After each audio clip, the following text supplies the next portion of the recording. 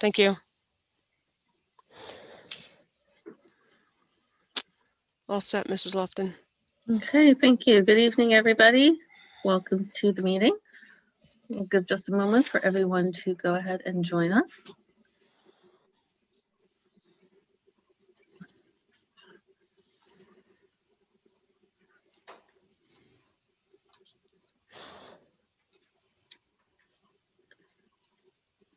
Okay, it looks like a few more people are still joining. Give it just another moment.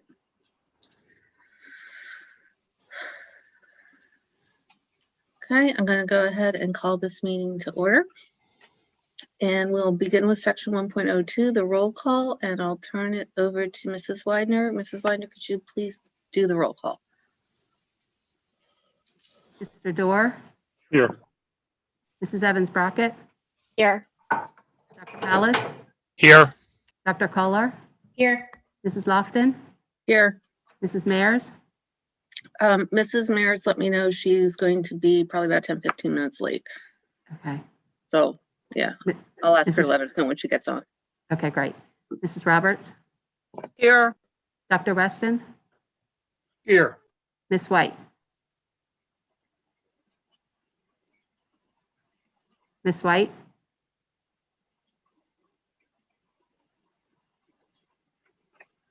Laura, you're muted. I'm sorry. Okay. I'm sorry. I'm here. okay, thanks. Thank you. Okay. Thank you very much, Mrs. Widener. We'll move on to section 1.03. Please join me in rising for the Pledge of Allegiance. I pledge allegiance to To the the flag flag of of the United States of of America, and to the republic for for which which it stands, one nation, nation, under God, God, indivisible, with liberty and justice for all. Okay, section 1.04, the reading of the PVSD mission statement. Hold on just a sec.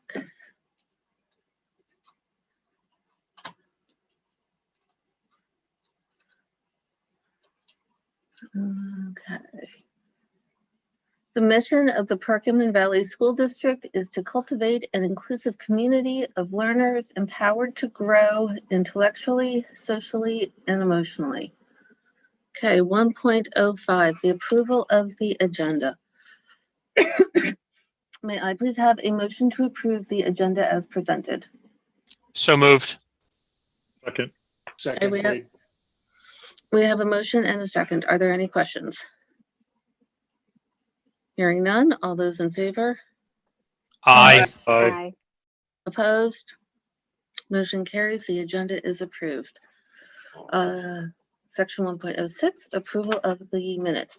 We have a request to approve the minutes of October 12th and 26th, 2020, and November 2nd, 2020. Can I please have a motion? So moved. Second, Wade. Okay, we have a motion and a second. Are there any questions about the minutes? Hearing none. All those in favor? Aye.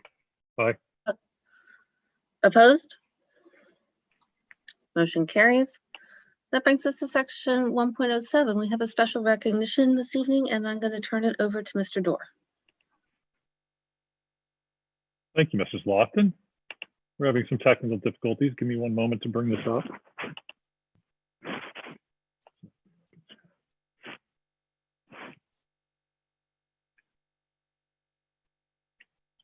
So tonight we are pleased to recognize the Perkiomen Valley High School girls cross country team for its second consecutive Pioneer Athletic Conference Championship season. The team went undefeated and was led by Sienna Miller, Pac-12 Runner of the Year, and Summer Watts. The girls team placed third in the District 1 championship meet, with Sienna finishing 9th and Summer finishing 11th overall. Both Sienna and Summer advanced to the state meet that took place this past Saturday. Sienna finished 39th and Summer finished 52nd. Congratulations to these students, the team, and Coach Ryan Sullivan for another outstanding season. Team members include Claudia Brock, Michaela Chomo, Rebecca Dupre, Lindsay Fry, Megan Furlong, Denise Hurd, Sienna Miller, Delaney O'Sullivan, Ayani Sponholz, Elise Tansini, and Summer Watts. Congratulations, ladies. If I'm not mistaken, we'll have certificates mailed out to them. Yes, yes, we will. And congratulations from me as well. Nice job. Thank you, Mrs. Lofton. Thank you, Mr. Dorr. And yes, again, congratulations. That now brings us to section 1.08, the comments on any topic. Mrs. Widener, were any comments emailed prior to the meeting? Yes, there was one, and I posted it in board docs then. Okay, so it will be attached to section 1.08 Correct. for anyone who wants to review that. Okay, and now we'll open it up to the public for comments, and I do see one hand raised. The guidelines for the public comment are that you should begin by stating your name, the municipality within which you live, or if you work in a building, which building you work in, if you're not a resident, and then you have up to 3 minutes for making your comment. Mr. Ganesh, could you please facilitate the public comments? Sure. Mr. Liggett. Thank you, Mr. Ganesh. This is Robert Liggett, Perkiomen Township. At least I remembered at that time. Tonight I wanted to speak briefly about two things. The first one being the possible increase of the asynchronous learning activities and days for our schedule. As a parent of 2 fifth graders at Evergreen, it seems that the asynchronous times that they are going through in their, what for my children is the second half of the day, is really not even equivalent to the learning that they had in the classroom. And I know that is obvious that the classroom learning is the best model. But when I hear that the asynchronous, that we're thinking about even increasing the amount of time that they're doing on that, to me, it seems that that would be less of an educational opportunity. And I don't think that we've had the success in the asynchronous portions of our curriculum that we've had in the in-person or the synchronous parts of the curriculum. So I would really like to hear a lot more about why that would be beneficial and how that these new asynchronous times would be different than what we're currently experiencing. The second thing is about just when we look around at other districts right now, we have Souderton that is at a more of a full-time return to the school. And as of the 12th, Springford's elementary will be going back to a traditional model. And I know that for now, we're going to remain in the current models until the end of this year, calendar year that is. But I really do support the fact that in Dr. Russell's statement about adding the additional metric of, what kind of transmission is happening in schools. Because I think we really do need to continue this conversation about returning our children back to on-site and away from the asynchronous online. Thank you very much. Hi, this is Kim Mears. I just wanted to let you know that I'm here, and sorry, my apologies for signing on late. Thank you. Welcome, Mrs. Bears. And thank you, Mr. Liggett. We appreciate your input. I'm not seeing any other hands up from our attendees. So I'll just give it another moment. Okay, let's move on to section 2 on reports. Section 2.01, the student liaisons report. Ms. McGovern and Mr. Smith, do you have anything to add to your report from last week? Hi, Mrs. Lofton. This is Maggie here. I just wanted to add that the juniors and the sophomores, as you all probably know, did return to school in person today in the hybrid model. To my knowledge, again, obviously I can't reach everybody and I am more in tune with the seniors than not, but it seems to be going pretty well. Students wearing masks, social distancing as much as possible. So I just wanted to update the board on that aspect. Thank you. Great, thank you very much, Ms. McGovern. Hi, everyone. It's Matt. As Maggie said, the juniors and sophomores returned to the high school today. And I would like to say that I saw every student cooperating with the mask. I saw every teacher really making sure students feel comfortable with the PPE equipment that is in the classroom, which is the wipes as well as the hand sanitizer. So I felt really, really comfortable, and that every student really felt comfortable as well. That's wonderful to hear. Thank you, Mr. Smith. Section 2.02, the President's Report. I don't have anything to add this week. I'll turn it over to Dr. Russell for Section 2.03, the Superintendent's Report, Part 2. Thank you, Mrs. Lofton.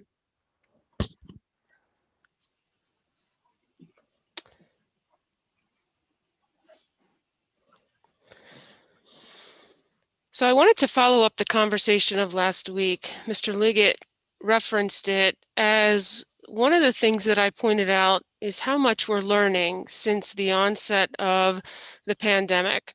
So I wanted to come back to the board with some suggestions and ultimately a request for updated action as we take into consideration all that we're learning about this virus and what might be best for our students.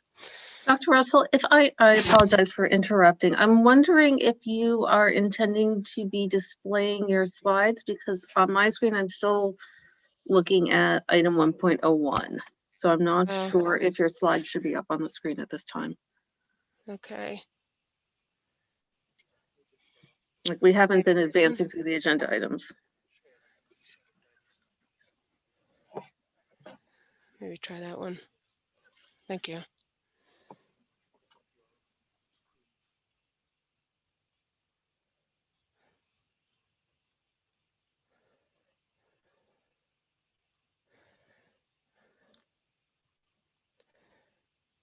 How's that, Mrs. Lofton? Great. Do you see it? So much better. Thank you. Yeah, thank you. I'm glad you pointed that out before I got too far along. So I wanted to come back to some updates and the conversation that was started last week about what comes next for our students. And we've recognized that the data around us are increasing. What we've also recognized is that the strong school safety plans have mitigated the transmission of the virus in schools. And that's a really important point that's being emphasized in some of the conversations with some of the medical professionals that I have the opportunity to engage with. And that would include Dr. David Rubin of the CHOP Policy Lab, and Dr. Val Arkush of the Montgomery County Office of Public Health. And in our cases, in our school systems, each of our schools, we've had a total of 5 students and 3 staff that have presented as positive, none of whom contracted the virus in our schools or transmitted it to anyone else in our school. So that's a really, really good news and something we want to continue to work towards and maintain. We know this virus is going to continue to exist. We want to take every step we can to mitigate its spread. We talked about that layered approach and some of the things that we're doing to mitigate the spread of the virus. It's been effective so far. I also shared with you data last week up to from at least the state's point of view for the county, October 29th. Here we are, November 5th. So if I go back to last week, and the state is a little bit more up to date than the county. So I want to make sure that I call your attention to that. And up to October 29th, we had an incidence rate for the county of 82 and a percent positivity of all those tests that are administered of 4.6. As of November 5th, we saw that incidence rate for the county jump over 100 and the percent positivity to 5.2. So now we start to raise some questions about what might be best for our students and what do we consider when it comes to school. Early on, those were the 2 metrics that we really focused upon. And now that we know more about the virus, we've expanded our focus to include some other factors, as well as the advice of the Office of Public Health. In addition to the county metrics, we've now been given access to local metrics. And the metrics for our 6 municipalities, as I presented last week, they are a week behind. And that was one of the questions posed in the from the public. The local metrics are a week behind, and I believe will be updated tomorrow. So last week when we looked at them, these were the numbers. We had an incidence rate of about 18 per 100,000 and a percent positivity of 2.1%. That represents the 6 municipalities that comprise the school district. As we move forward to a week later, we see an increase. We see an increase in the incidence rate to about 59 and the percent positivity to 3. So we're monitoring this very closely. So while the county metrics have gotten a little bit higher than where we feel comfortable, and that causes us, it prompts questions, the local metrics are still within that moderate range. So the question really is, now that we have some additional information, in addition to the county data and the local data, we have this research indicating there's very little, if any, transmission in our schools. So we have some other things to think about. And last week, I reviewed those criteria that early on in August we had presented, and I suggested for consideration to the board that we also think about that linked transmission piece, because again, I'm hearing a lot about that. You may be reading about that as well. I mentioned to you that at that point last Monday, my recommendation to the board and to our public was to stay the course at this point.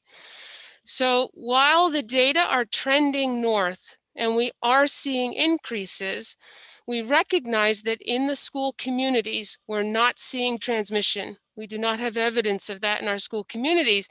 And there's also been that wondering, if students aren't in school, will they uphold those guidelines and take those steps that we know mitigate the spread of the virus? And there are some questions around that, and they've also been raised by Dr. Rubin and the Office of Public Health.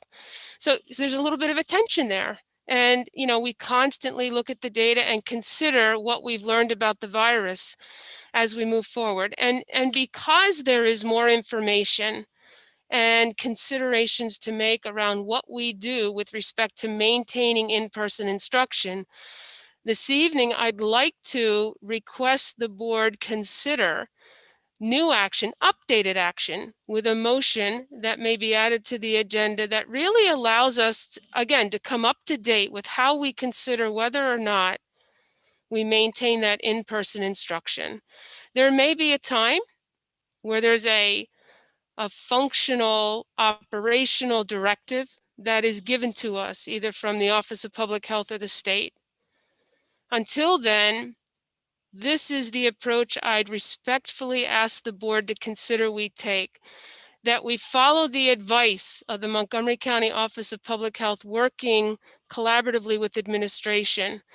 And some of those factors we know really influence the spread of the virus or the burden of that virus in our community, to include the percent positivity, the incidence rates, that evidence regarding linked transmissions in our school, our PPE supplies, the personnel we need. And that's not only teachers, it's also support staff and custodial staff. We've come to depend very heavily on our support staff. That includes our custodial staff, now that we have more of our students back in. And really, all students that have wanted to return for on-site instruction are now back as of today.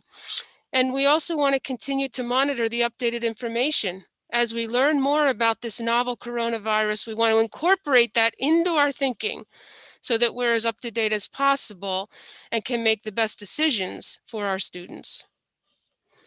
I'm happy to entertain any questions or clarifications. That is what I was hoping to put out to the board this evening. So Dr. Russell, you're looking for the board, for someone to make a motion from the floor then to approve this language? That is what I'm requesting. I'm requesting updated action if the board would consider that, as again, in response to what we've learned, what we now know, and how we might move forward, what we think about and consider. Okay, so I see hands up from Mrs. Roberts and then Mrs. Evans-Brockett. Yes, thank you. Dr. Russell, are these pieces of information that we're getting in regards to local and school district incidence rates, as well as the percentages that we have been working off of since the beginning of this, are they going to continue to be a week behind? And the reason I ask is that this is happening in Montgomery County on an exponential level. I've been really astonished and sort of disturbed by what I'm seeing happening in Montgomery County as far as the rate of spread advancing so quickly. And I really feel like we're even when we're a week behind, we're behind. So is there any indication that we're going to be seeing more rapid updates rather than a week behind? I really appreciate that question, Mrs. Roberts, and I do not have an answer. I can look into that. I know that Mrs. Lewis is on the line, and as you know, she has lots of communication with the Office of Public Health. She may know that. To my knowledge, I don't know that I've heard that announcement. However, I really appreciate the question and can follow up. And Mrs. Lewis, I don't know if you have anything to add there. I do not, Dr. Russell. I'm not sure of that answer as well. I had a conversation with the Office of Public Health today, and speaking to this exact, issue that we have, and they are doing their best to increase the capacity for contact tracing, and to increase that communication with the schools and helping to identify students and staff or close contact members who may be affected by this. So I know they're working diligently to change that, but I'm not sure if at what point they'll be able to catch up just yet. I would like to add, though, Mrs. Roberts, that although they may be a week behind, we're running in real time numbers and real time communication. So every day, I talk to all the nurses across the district, and they look at their absentees. They have conversation with their parents. Parents are notifying us if there's been an identification of a household contact or a close contact. And, and then I'm able to have a conversation on a daily basis with the Office of Public Health. So we as a district are running in real time, in spite of maybe those metrics running a little bit weak behind. So we're able to really assess where we are as a district with those numbers. Thank you.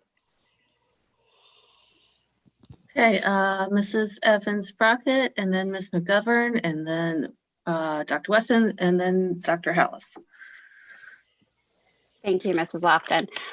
So these things that I'm seeing here on the motion don't really have set metrics like our previous vote. So is this just open-ended? The board only meets twice a month. So if there were a need to make a decision, how is that going to happen? I think what I would suggest is that I continue to confer with the Office of Public Health and Mrs. Lewis, who is our pandemic liaison. The Office of Public Health has announced that right now they have concerns if we hit 8 or 9%, and they may step in at that point. So my recommendation really is heavy on their advice, and they're advising us. And we're hearing more and more that as these data trend northward, they may step in. So I would hope that if we need to come together, we can. However, the Office of Public Health is going to provide heavy guidance to help us to know what to do. And if we hit 8 or 9%, and that's in the county right now, according to what I know from them, they're going to prompt us to think differently. Okay, because Michelle Masters in the webinar that they did for the school board members talked about a positivity rate of 5 to 8% in our district, and a 2-week trend of 80 out of 100 for the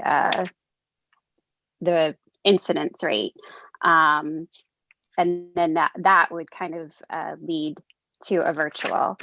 And those, like we said, but those numbers for our district are a week behind, and we have two of our municipalities that are over 100, and a couple that are well approaching that 80 mark. So is that, I mean, that's what she told the school board members last week. Was that something that's been discussed with the superintendent? Yeah, we've absolutely discussed it. And she's talked more about that max of 8%. If we hit 8%, 8 or 9%, both the Office of Public Health and Dr. Rubin of the CHOP Policy Lab are nervous around 8 or 9% positivity. And I think that's a real indicator to them that we need to think differently. It's not necessarily hard and fast. However, they have mentioned that as a real benchmark or a threshold for making some different decisions.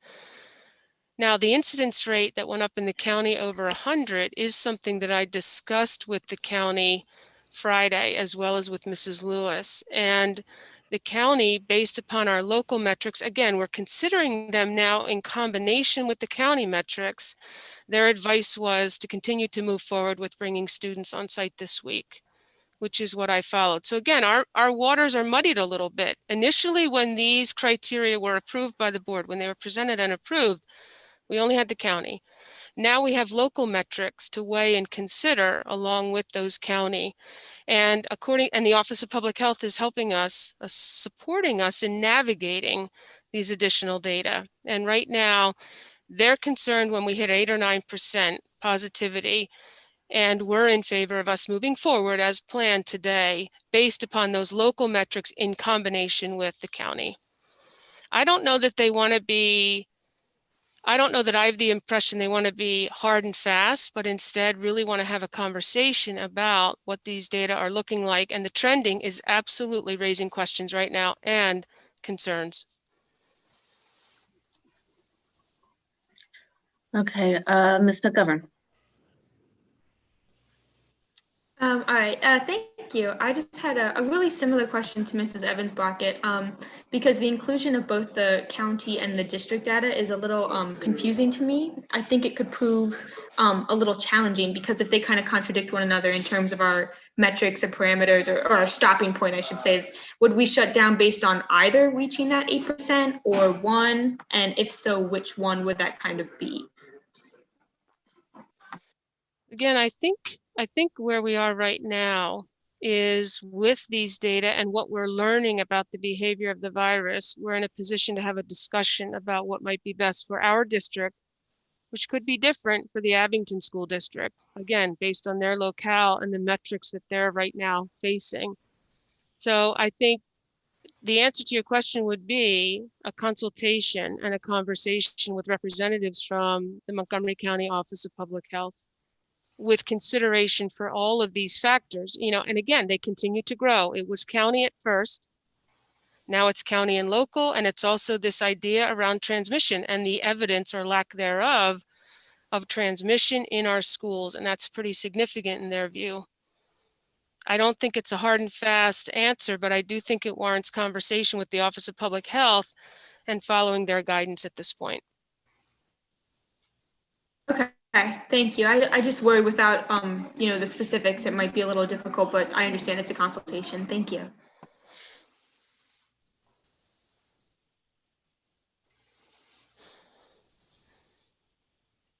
Oh, sorry, Dr. Weston. Thank you.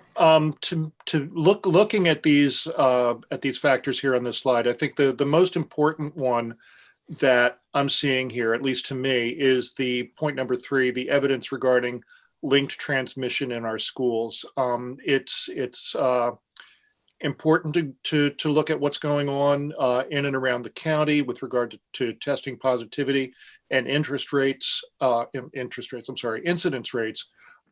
the county overall and for the school district in particular. But I think what we really need to be looking at is the possibility or the potential for transmission in the school. And as long as we're not seeing that, I think we're okay with keeping the schools going. My question is, I'd like to hear a little bit of discussion around, we say we're looking for evidence regarding linked transmission. What sort of evidence are we looking for? What constitutes transmission in the schools? How quickly can we identify that? And then if we are seeing transmission in the schools, how quickly can we act on that to move into a virtual mode of instruction for all students, should it be determined that we are seeing link transmission within the schools?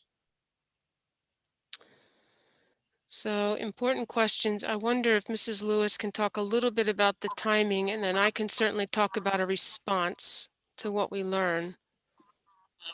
Yes, I certainly can. And Dr. Weston, they are great questions.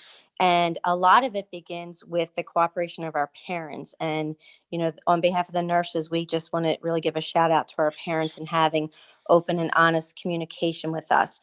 So often it can be, they'll, call us and ask, just have that conversation. My child's feeling this or feeling that. And based on our health and safety plan and what we tell them, the guidance for that is they'll either get a differential diagnosis from a physician or they'll go for COVID testing.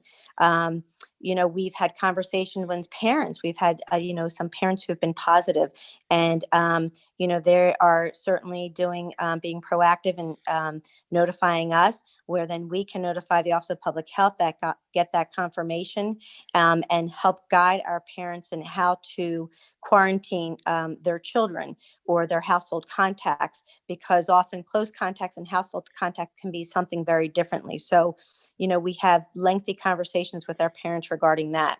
So in terms of how will we identify someone with a link transmission? So if we have a positive student who's been identified, I'll make that contact to the Office of Public Health, and then we'll have the conversation with the principal, with the teachers, with, what does that student's day look like? Or what does that staff member's day look like? And then we'll work on the close contacts within the school setting. We'll send that information off to the Office of Public Health, and they'll have their contact tracers call the people identified. Now, we have, as a district, also decided that we're going to make those contacts as well. So we're not going to wait for the contact tracers to do that. We're going to notify the people. We're going to notify the teachers, or, whoever that identified person will. So we are having those conversations as well. One of the things with the health and safety plan, which, we've had conversations with Dr. Russell and with the nurses, is that if we are doing our health and safety plan to fidelity, if we are doing it as it's been set up to do, we will not be able to identify many close contacts, because we're practicing those mitigating factors where the students and the staff, they're wearing their masks, they're maintaining social distance, we're using the plexiglass that's been provided, the hand washing, the cleaning, the sanitizing, all of those things play into mitigating the disease. And so we really should not be able to identify many close contacts if we're doing our job. And then if that happens, if there is a break in that, as Dr. Russell showed the slide of the Swiss cheese, and there may be, a transmission either within a classroom or, student to student, then the health department again would provide guidance, whether do we need to just quarantine that whole cohort, or, would that school have to quarantine for, 2 weeks, what would that look like?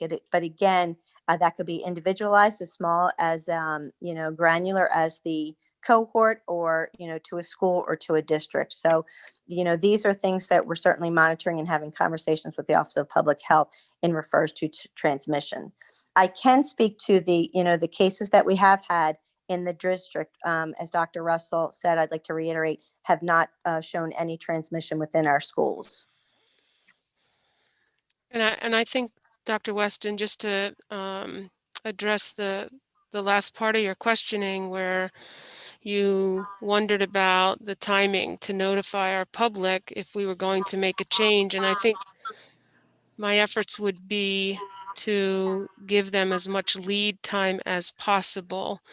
And with the holidays coming up, and the wonderings about how the holidays will go and how the data will trend, these conversations have already started at the county level. And I would imagine that they will continue, as it is something that others and the medical experts are certainly wondering about. So my goal would be to provide our community with as much advance time, lead time as possible if the district were to recommend a shift to fully virtual.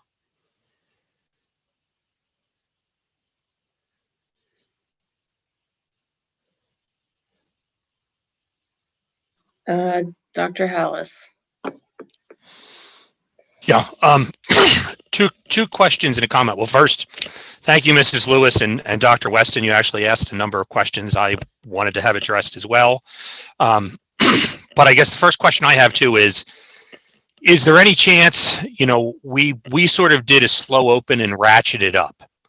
Is there any chance the county might then, or the way the governor stepped in before and tell us we have to reduce the number of students in school? And if so, do we have a plan of action to sort of ratchet down if we need to? And maybe there's no thought of that in the Department of Public Health. I don't know. And the second question I had was, has there been any thought to, after Christmas break, maybe waiting a little to open? Because if we're looking at transmission rates, the stuff I've read from the county, the stuff I've read nationwide, for example, the state of Utah, they accredit the explosion out there not to schools, not to public gatherings, but to private gatherings and people not wearing masks, families getting together. Well, we know families are going to get together over Christmas and Thanksgiving. And would it be smart to delay a little bit to start all the face-to-face stuff? And I don't know, I'm playing devil's advocate. But part of the reason I do that is point 3. If we want to stay open, everybody has to do their part. Everybody has to wear a mask. Everybody's got to use hand sanitizer, all this. And I say this because I was getting pictures this weekend of athletic events where players were on the sidelines and they were not wearing masks. And I don't want school to close. So people need to wear their masks when they're not playing, when they're not doing these things. And I was going to save it for board comments, but it seems very appropriate for right now since we're talking about trying to keep school open. But anyhow, there were my 2 questions and my 1 comment. Thank you, Dr. Hallis. And in terms of ratcheting down or moving in the opposite direction, phasing students back out, we would consider most likely, in my opinion, those that have had the most time on site, maybe as phasing out first and moving in the reverse order, if you will. And your question about whether or not a governmental agency like the Office of Public Health or the Pennsylvania Department of Health may step in and direct us, yes, I would say that's a possibility. Your concerns around the holidays are shared by others, and we're just really engaging in some conversations about that.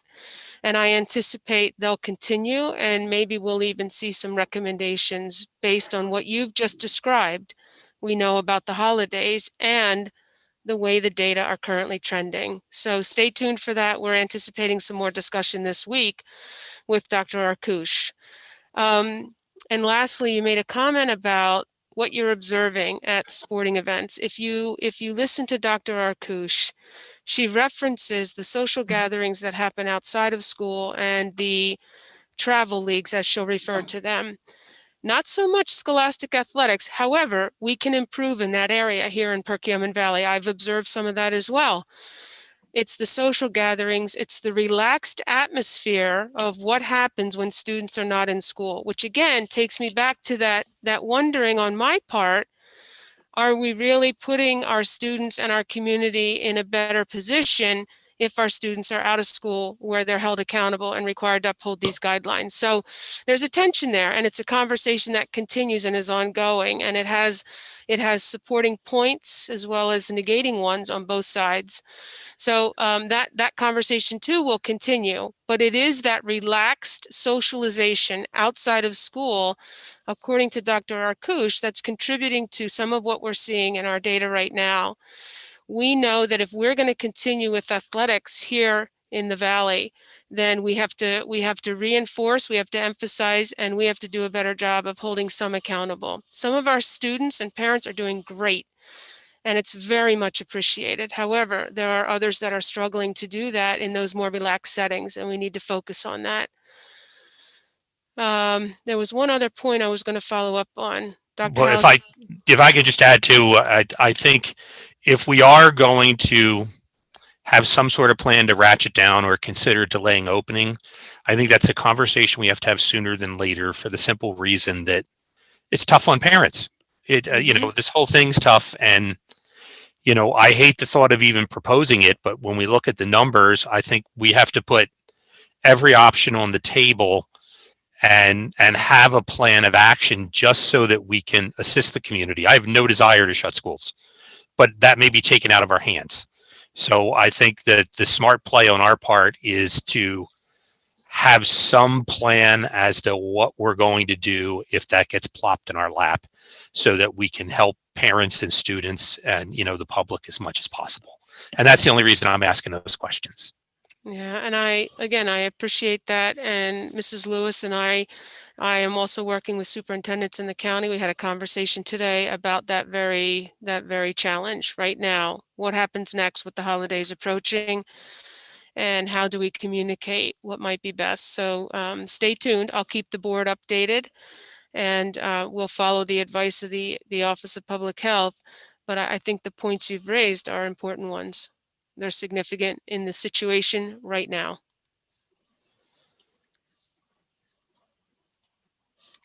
Okay, thank you, Dr. Hallis. Mrs. Roberts, is your hand up again, or did you have it up from before?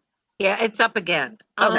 And then after, so Beth, and then Mr. Doris next after Mrs. Roberts. Just a couple of things.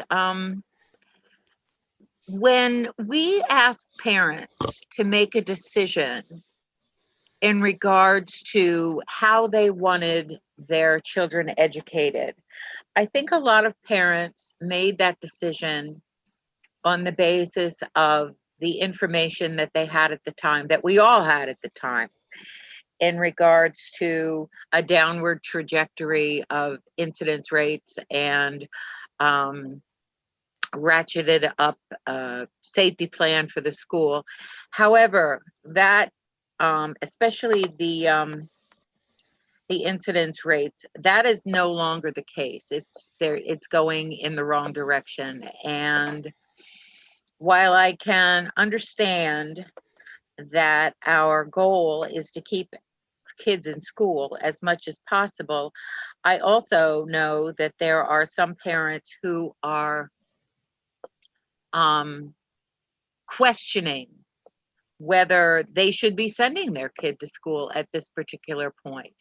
And I'm wondering what kind of flexibility we're offering parents who are in that particular position, who decided on the basis of that information that they were comfortable sending their kids back, and maybe now not so much. I'm wondering what kind of flexibility we're able to offer them in regards to maybe taking their own steps and taking their children back out of school. Well, at the secondary level, we have a little bit more flexibility, and we've worked with a lot of families. So I know that Dr. Moss has engaged with quite a few families in the past 2 weeks, and families have gone back and forth. They've either switched from hybrid into virtual or virtual into hybrid. And we have that adaptability at the secondary level because our teachers are running that dual platform. At the elementary level, it's not as straightforward. It would be more challenging, and it would involve a teacher change. We would work to accommodate. We've really been trying to work collaboratively with parents and support them based on their personal needs and their concerns. We've really tried to be respectful in that regard. But at the elementary level, because of the way the systems are set up, it would potentially mean a change in a teacher for a student if they were, for example, to decide to shift from a hybrid model where they're attending in a half-day session to a virtual, because we have those standalone teachers. We would certainly consider it, but that would be a piece of it. And at the elementary level, that's really impactful, and that means a lot to our parents and our students. So we would have to weigh the pros and cons in that case. Additionally, just as another aspect to the situation, we have this PVV, where students are asynchronous all the time through that other online platform we've offered through that third-party vendor, if you will, through the IU. And we've had this in place for a very long time.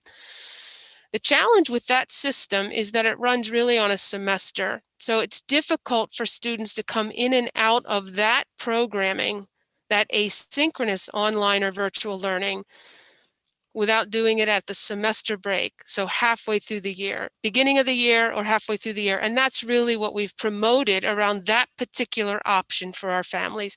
So we'll certainly have conversations with families and we'll engage with them and point out the pros and the cons, and we'll work with all of them. In some cases, it may mean a change that would potentially outweigh or make it worth it, you know. So basically on a case-by-case basis, Yes, correct? yeah. To make the answer much shorter and more succinct, yes, exactly. Thank you, Mrs. Roberts.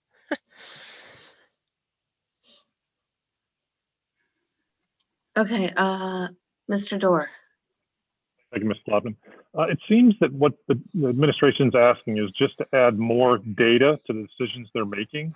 And the fact that our district numbers right now are better than the county numbers, and as well as there is a lot of evidence now regarding links transmission in schools, can we amend the existing motion or the existing vote that we had early on just to add these data points in there?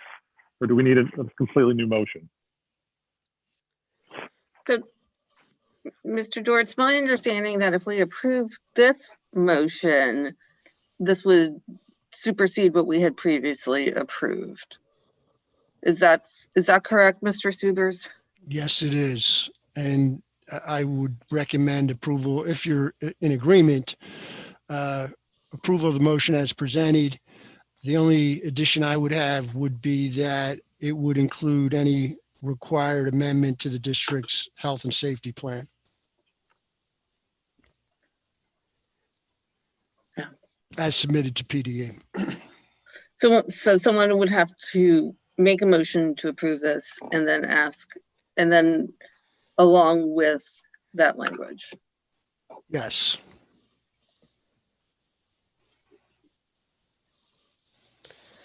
Mrs. Slavin? Yes. I'd like to make that motion to approve the ongoing in-person instruction based on the recommendation of administration and the Montgomery County Office of Public Health and consideration of the following factors: updating the health and safety plan, percentage of COVID testing positivity rate at the county and local and district level, incident rates per 100,000 residents, county and local district levels, evidence regarding link transmission in schools, PPE supplies, number 5, sufficient personnel to deliver all the services, and 6, updated information about the novel coronavirus and COVID-19 pandemic. And Mr. Dorr, if acceptable to you, I'd request that the motion also include approval of any necessary or any required amendment to the district's health and safety plan as submitted to PDA. That's acceptable. Is there a way that we can include I'm any sorry, kind? Mrs. Roberts. So right now we have a motion on the floor, so we have to wait and see if somebody's going to second the motion. This is I'll second. and I This is Wade. second it. Okay, so now we have a motion and a second. Are there any questions? Yes, I'm sorry. I didn't. Anyway, is there any way, rather than just leaving this language the way it is there any way that we can include some sort of definition of points 1 and 2?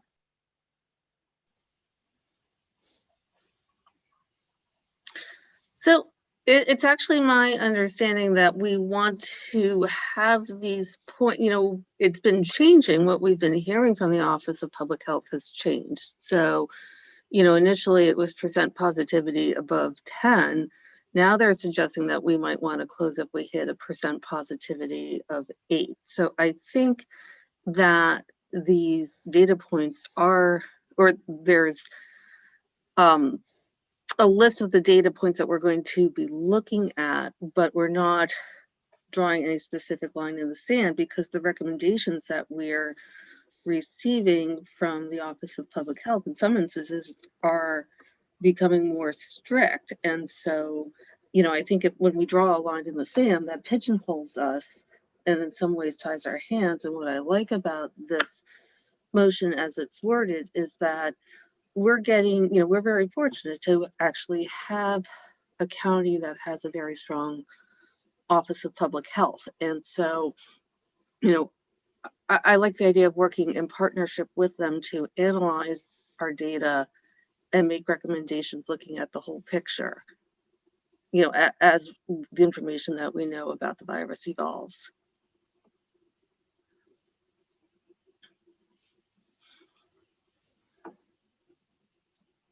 I see a hand up from Mrs. Evans Rocket. I think my concern is it just goes back to it leaving it so open-ended. I think, you know, for parents, for staff, for board members, that you know, we're not having those weekly meetings with the Department of Health that Dr. Russell and the other superintendents are. So this, to me, just kind of leaves it up to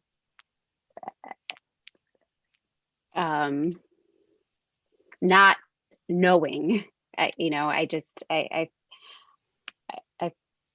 feel like there should be some sort of set, like, you know, no higher than kind of thing, like we do with some of our money situations.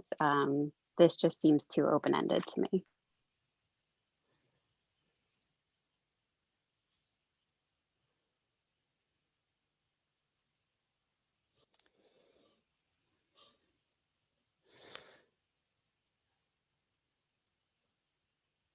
Sorry, I was on mute there. Mrs. Maris has her hand up. I'm wondering what Mrs. Evans Brockett would specifically like to see addressed in the motion, or would it be we add in there to follow guidelines as stated by the Office of Public Health, or I guess I'd like to not just vote it down, but to what else is it that needs to be in there to garner more support? Yeah, for me, it's not like a, you know, it's the same thing. We had metrics set. We've gone past those metrics, but what that has done is triggered another public conversation. And so for me, I'm thinking what was said on the school board webinar of this positivity between 5 to 8% and the 2-week trend of 80 out of 100 in your district. Actually, it's you know, I don't want to say that shuts us down, but that triggers us back to a public conversation. I'm just concerned that we're heading into the holidays and we don't have another board meeting until December. And so this just leaves all of us up in the air.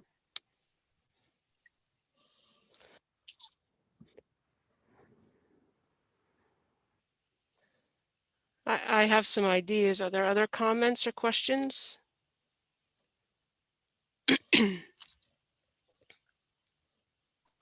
Dr. Kohler has her hand up.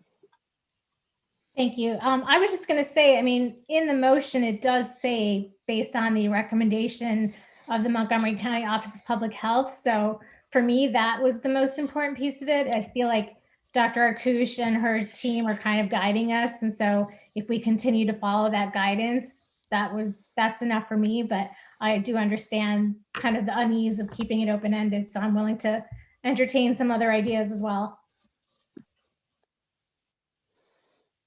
So, you know, and I guess this isn't really a question, but I think it might be very important for Dr. Russell's weekly message to really give a very thoughtful update about where we are, what's changing. Give parents need to have some warning. You know, I think when in the spring when things shut down, you know, it was very abrupt and open-ended, and you know, again, that whole nobody knows what's, you know, it's 3 days, it's 2 weeks, it's 6 weeks, you know, that whole piece of it. And so I think, you know, parents need to know that this is coming, because there's so many people who have very carefully planned schedules as they're trying to juggle work and their family and everything else that is, you know, part of life and trying to manage the situation that we're in. So I think, Dr. Russell needs to put out a message to the community that we're working with the guidelines, with the recommendations of the Office of Public Health to very closely monitor our data and assess the situations in our schools. And that this is something that, you might need to start thinking about what your backup plans are going to be if we have to go into full virtual at some point. But again, if the Office of Public Health is recommending based on our data and what our current situation is that we're staying open, I feel, that we should be working again with their recommendation, and I wouldn't want to go against their guidance. So, Dr. Russell, I know you had said you had some ideas as well. Yeah, the idea that I was going to offer, and I don't know if Mrs. Lewis wants to weigh in, but one of the considerations we could make is to put a range in the percentage. If we think about the percentage of COVID testing positivity rates, that approach greater than 8% at both levels, both metrics, or incidence rates over 100 according to both metrics. So I don't know if that's helpful or if that's still somewhat vague, but those are some thresholds that continue to be referenced. 8%, 8 or 9% really, from either the Office of Public Health or the CHOP Policy Lab, and then that 100. We wanted that incidence rate to remain between 10 and 100 really, less than 100. So I don't know if that would be helpful to the group to just put those numbers in there as somewhat, they're thresholds to a degree, and they prompt conversation. When we start approaching those numbers, those data points, it raises different questions. And for me, that would be extremely helpful. And again, the same type of thing that we're doing now, we didn't shut down school for today based on our metrics, but that, like you said, that gives us pause, and that brings us back to the table to have discussion about it again. That to me would make me feel more comfortable. And I feel like that would help our community as well. I agree. Dr. Russell, it's Meg. I Yes. would, when I talked to the Office of Public Health today, they did use the 9% for the positivity rate. Okay. So Mrs. Lewis, if I could ask you, is it reasonable to use 9% in this statement if the board agrees to incorporate it, 9% at the county and or local district levels? Yes, I think that is reasonable. As well as the incidence rate of 100 at both the county and local districts levels. Again, we're considering these factors now. They've called our attention to them and the situation in our schools. Yes. Keeping in mind that they are thresholds, but we will look into, and the Office of Public Health will guide us based on all of them. Based on that, link transmission is very becoming more and more prominent in the conversations that we have as the days go on. But all of it is very, very helpful, as Mrs. Evans-Brockett and Mrs. Roberts, spoke to, of, helping to guide parents of, okay, what may it look like as we move forward. But again, that link transmission in schools is taking greater prominence as we move through these days. Okay, Dr. Weston has his hand up. Yeah, I just want to make sure I understand what the purpose of adding these numbers to the metrics or these factors in this request for action. What's the purpose of adding the numbers in? Is the purpose of the numbers to show a trigger point for when we would return to virtual instruction, or is the purpose of the numbers just to give a sense of, if these numbers are exceeded, is that something that would trigger a further discussion? I just want to know what the purpose of the numbers is. In my view, the purpose would prompt serious questions about the current model, the in-person instruction, because the County Office of Public Health has again zeroed in on that 9%, as well as the 100 for the incidence rate. So I think if we hit those numbers, at both the county and local level, then we need to start asking some different questions, because they're asking and they're posing different questions to us about maintaining in-person instruction. I don't know if that directly answers your question, but I think, okay. So it's not necessarily a trigger for returning to virtual instruction. It is a trigger for continued discussion and pointed discussion on further course of action. That would be, yes, that is my intent, because again, the word consideration in the motion is significant in that we're going to consider these factors, and where do we really start to ask some serious questions is around a percentage that reaches 9% and an incidence rate of 100 or higher. And this is what the county is telling us. You need to start to ask some different questions if you hit these metrics.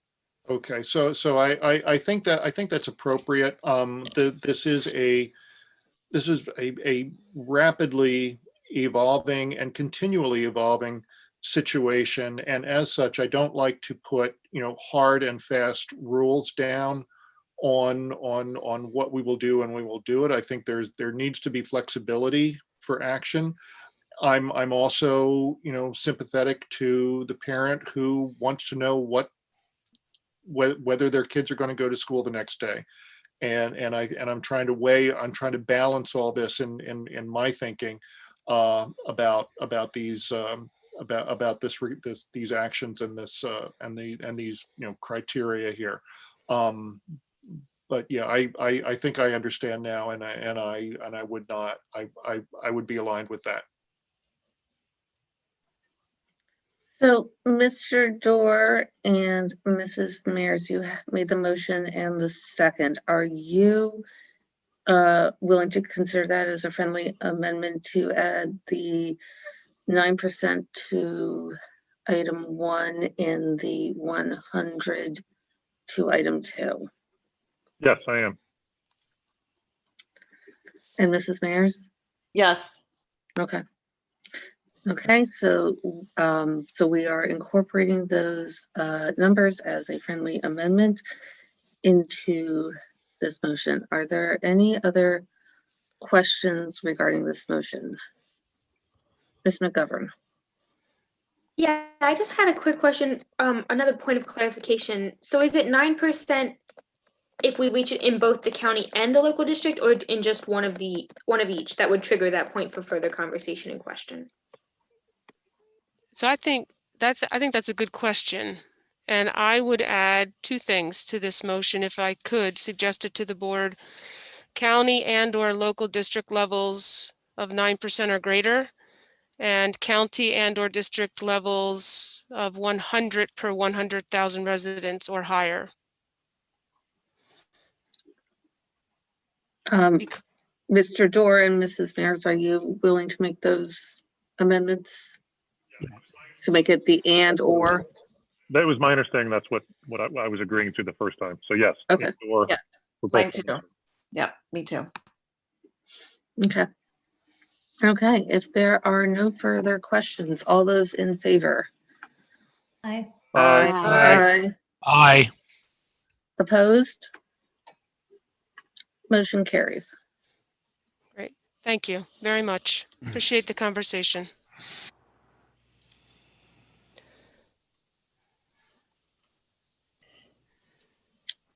So, Dr. Russell, is that then the end of your report? That is the end of my report, and I'm going to get back to where we need to go here. I was having trouble escaping there for you, so let me go back to the agenda. Sorry about that. No worries. Clearly, I'm having technical difficulties this evening.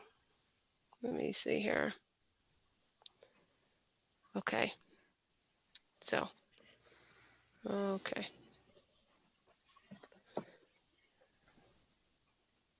Let's try again. Okay. Thank you very much for the conversation. Appreciate it. Okay, section 2.04 is the solicitor's report. Mr. Subers, do you have a report for us this evening? I do not. Okay, thank you. 2.05 board and district committee reports. There was, I believe, just one committee meeting held last week. That was the wellness committee meeting, although we don't have the minutes attached here. I know they will be forthcoming probably next week, or I'm sorry, later this week, right, Dr. Russell, for the board. Yes, that is correct, Mrs. Lofton, and I'm happy to provide any summary or address any questions that anyone might have, but yes, they will be uploaded. Okay. We'll get them up there. Great. Does anyone else have anything that they want to add for the board and district committees? Okay. Not hearing any other comments on this, or wait, where my participants go? We're seeing hands raised. So we will move on to section 3, comments and the consent agenda. Comments are accepted on any agenda items. Okay, give the public just a moment. If you wish to make a comment, please use the raise your hand feature, bottom center of your screen. Okay, I'm not seeing any hands up. We'll move on to section 3.02, the approval of the consent agenda. Items that represent standard routine business of the board are included in the consent agenda. Is there any item that a board member would like to have removed from the consent agenda developed on November 2nd, 2020, and placed back into the regular agenda for questions or discussion? The consent items include 4.03, 4.04, 5.04, 5.05, 5.06, 5.07, 5.08, 5.09, 5.12, 5.13, 7.02, 7.03, 7.04, 7.05, 7.06, 7.07, 8.02, 8.03, 8.04, and 9.03. Okay, hearing no comments, may I please have a motion to approve the consent agenda developed on November 2nd, 2020? So moved. Second, Wade. Okay, we have a motion and a second. Are there any questions? Hearing none. All those in favor? Aye. Aye. Aye. Aye. Opposed? Motion carries. The consent agenda is approved, and that brings us to section 4, and I will turn it over to Dr. Kohler. Thank you, Mrs. Lofton. Item 4.01, comments from the audience are accepted on the education section of the agenda. I'm looking through here. Don't believe we have anybody with a hand raised. Just give it one more minute.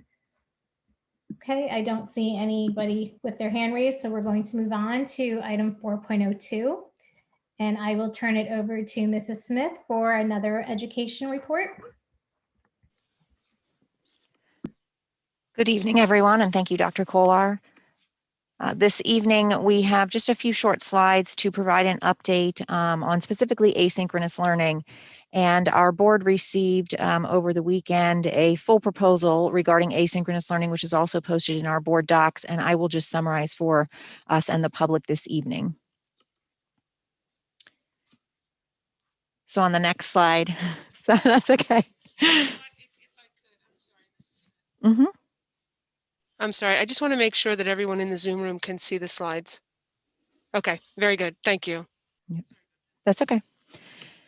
So let me start by just talking about the difference between synchronous and asynchronous learning. And really, we've swung our pendulum from one end to the other end. And in the spring, we had completely asynchronous learning with a few synchronous opportunities, but asynchronous meaning our students were really self-paced. They were working on items from the teachers, maybe watching a pre-recorded video, and then doing a lot of the work on their own. And then in the fall, we started the year at the other end of that pendulum with completely synchronous, whether that was face-to-face or completely virtual, but on a set schedule for our students, because we really felt like that connection with the teachers was extremely important. And we continue to feel that. But we're learning as we're now experiencing this hybrid and the half-day model that the possibility or combination of both synchronous and asynchronous might be that right balance for our students and for our staff. The next slide shows that really what we're learning is that a marriage between these appears to be the most ideal situation, and that asynchronous work is really designed to be the pre-work, preparing students for when they're going to be with their teacher in a face-to-face setting, or the post-work, maybe debriefing or reflecting upon some of the learning that they've done, opportunities for conversation, or watching a video that might be preparing them ahead of time, or maybe they're doing writing or reading. The synchronous learning then really, if asynchronous is done well, that should really maximize the time that we do have face-to-face and make it even more meaningful and focus on those really high value learning activities for when we are with our students, those collaborative opportunities, even though they may still need to be in a virtual environment. The next slide really gets into what is asynchronous learning and what it isn't. And, we heard earlier in public comment about, our asynchronous from the spring and even maybe some asynchronous time now in our half day model, or, opportunities like on election day. And really those days have not had on Tuesday on election day, there wasn't a structure or a schedule for that particular day. And so asynchronous has gotten this very negative stigma here in our educational community as well as with our public. It is not meant to be a day off of school. It's not an opportunity as an older student to get a part-time job. It's really not meant for us to just be giving busy work or worksheets to our students. It's not meant for them to be learning new information either. That is for when we're with our teachers and we are learning directly from them. It's also not meant to be a fully virtual day, meaning it's not meant to be 6 hours of screen time like they are receiving when they're face-to-face via Zoom with their teachers now. And it's also our teachers very concerned. It's not an opportunity to procrastinate. It doesn't mean you can wait until my next asynchronous day to catch up on all of my work, or I can wait to do that project until that day. But on the left is what it really could be and what we'd like to see it become. Something we're really struggling with is the opportunity to have individual time with our students. That one-on-one that used to be able to happen so seamlessly and not need to be planned really needs to be planned now. And we're struggling with that and time for small group work to really have teachers touch base with their students. And so there's opportunities on an asynchronous learning day for exactly that. Individual checkpoints that a teacher can schedule with a child and say, let's meet, and we're going to spend 20 minutes going over your last test or working on this upcoming project. Time for small group. Time for particularly in our special education world, that opportunity to progress monitor our students to ensure that they're making progress on their goals. It is an opportunity to have less screen time. And then you see some social emotional pieces there that also could happen on those particular days. It's also an opportunity for staff collaboration. And while the focus is certainly on our students and what do we believe is best, for our students, these opportunities here for staff collaboration in the end up with a product that is best for our students, allowing our staff time to lesson design. This year is really like being a first-year teacher again, and really looking at each lesson every single day and redesigning and replanning it along with the assessments, and then having time to reflect on those lessons and what technology should they use. And really, everybody recognizes that the pacing is a lot slower than it would be if we were fully in a traditional model. So we need opportunities to discuss what does that look like and what's the most essential learning for our students so that they are prepared for their future coursework. The next slide shows you really what part of what we are proposing is, our mission and our vision are really about empowering all of our stakeholders. And so we would like to create something called an Empower Day, which would be our own asynchronous day. And we want to empower our learners and our staff on these particular days. And you can see in each of the boxes how we would consider empowering these two different stakeholder groups, but really helping our learners to be able to organize and prioritize some of those essential, executive functioning skills, help them to self-monitor, help them to advocate for themselves, and have those connections. And for our staff, some of those topics that I talked about on the last slide, to be able to redesign the assessments and the learning activities.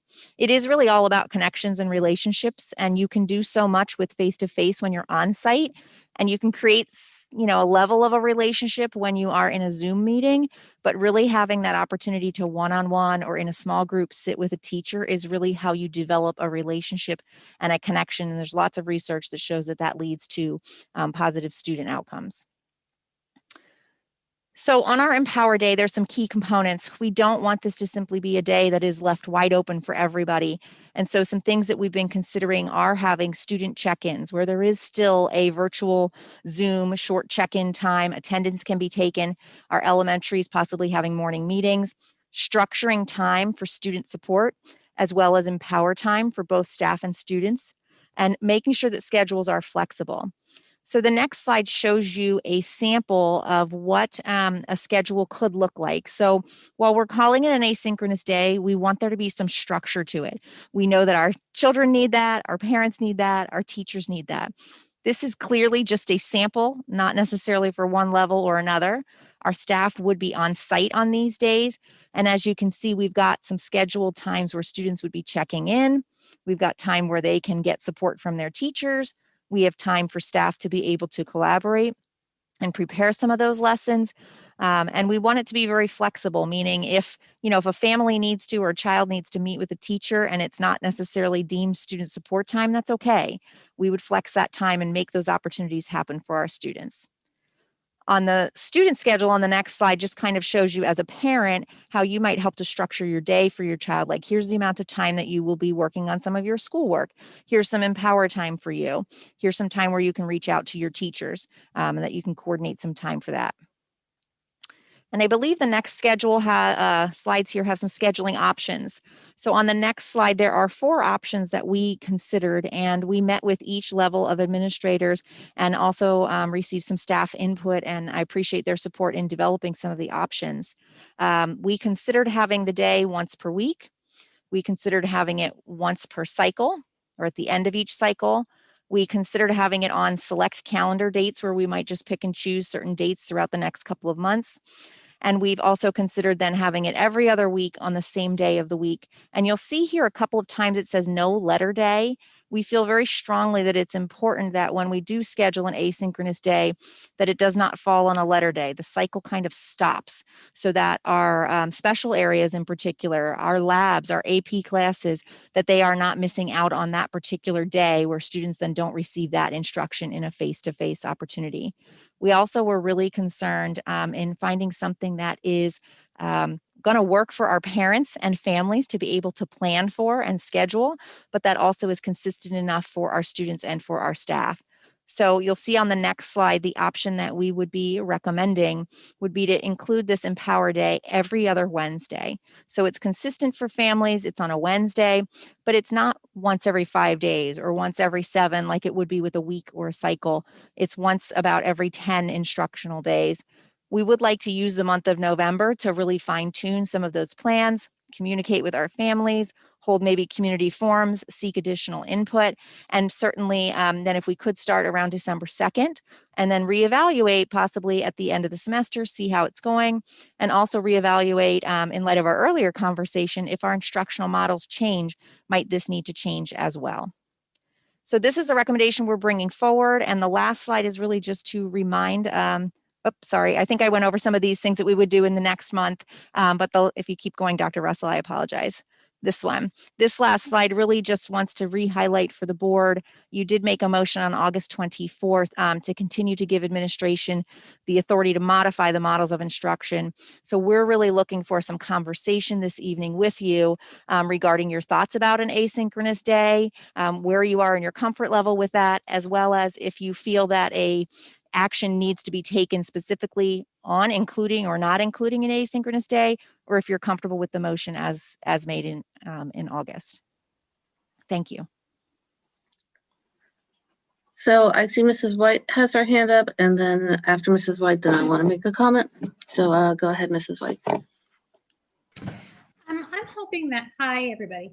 I'm hoping that we can have some more conversation about the no letter day piece of things, Laurie, because, excuse me, I think, I'm so sorry. I think that I can appreciate not wanting to miss the letter day. And I'm talking about letter days from an elementary school standpoint right now. But I think that there is some concern with the number of I already have some concern with the number of letter days that are getting missed. So I'm curious as to if we don't skip a letter day, how we won't ultimately still lose a letter day, because there's only so many days of the year. So wouldn't that then still equal less classes overall, number one? And then number two, with the half day models, schedule that we have right now, the letter days still progress. So I'm wondering why there is a concern of not losing the time on an asynchronous day built in, but not a concern of not losing the time on a half day built in, because on those days when there are no elementary specials, but we still progress with letter days, we're losing instruction time. Does that make sense? That was a lot of. It does, Mrs. White, and I'll try to answer them. First of all, I would say to you that there is concern about losing the time on a half day. And I don't think that we necessarily realize that until we're into it now. We've realized 2 of them fell on a B day. And then those students who are on site on that day feel like they've been slighted. So it absolutely has come to our attention. The thought of not having the letter day, you're right, it will lessen the number of specials. For example, elementary art should meet 30 times across the year. If we have less letter days, yes, they won't meet 30 times. Maybe they'll have 27 or 28, depending upon how it falls. There is a thought at the elementary that in order for some equity and in order to continue to have kids, these days might be good days for special areas to have activities for kids to do, that they would do that on a rotating basis. So on the first asynchronous day, maybe 3rd grade would have art, 4th grade would have music, and then the next asynchronous day they would rotate. So somebody would be responsible for those particular times. So you're absolutely right. Very good observations. I think that, we also felt it was very important not to have a letter day so that all of our special education staff, including related services staff, would also be afforded the opportunity for collaboration. And that's also a Dr. Boyd can correct me if I'm wrong here, but a stress that we are feeling is the opportunity, for example, a co-teacher to meet with their general education teacher to co-plan, co-assess, co-design their lesson, as well as to progress monitor our kids. And similarly for like a speech and language person to be able to have that opportunity. And if there's a letter day on this day, they will need to continue to provide services directly to our students, even though it may be in a virtual environment. I'm seeing her shake her head, but feel free to chime in, Dr. Boyd. So I guess my whole thing though is during the education committee, when this discussion was initially had, I really see a place for needing this type of day for face-to-face interaction at the middle school and high school levels. I can support that. I get that concept of needing that one-on-one conferencing time, both with teacher teams, colleague teams, and then also with with individual students for not only rapport building, but also more direct coaching and guidance. I think that what I feel continues to be overlooked is the unique quality and dynamic within elementary schools, because a K through 5 day and dynamic is just so different than a secondary dynamic with all of the separate challenges and circumstances associated with that. So what I've continued to see again in the half day piece of it with the specials is the best example I can think of. I feel like this would then throw another wrench in the works on an elementary level and kind of create more commotion with the predictability of the schedules that the kids are really struggling with now. And again, I don't personally live a hybrid situation in my household, so I don't know. I can't speak to that, but I know from a fully virtual standpoint, it's been a challenge at times to understand what event was happening on which letter day, because an elementary schedule needs to be handheld at a much higher level because of the age of the children, just by the nature of the of the students, the age of them.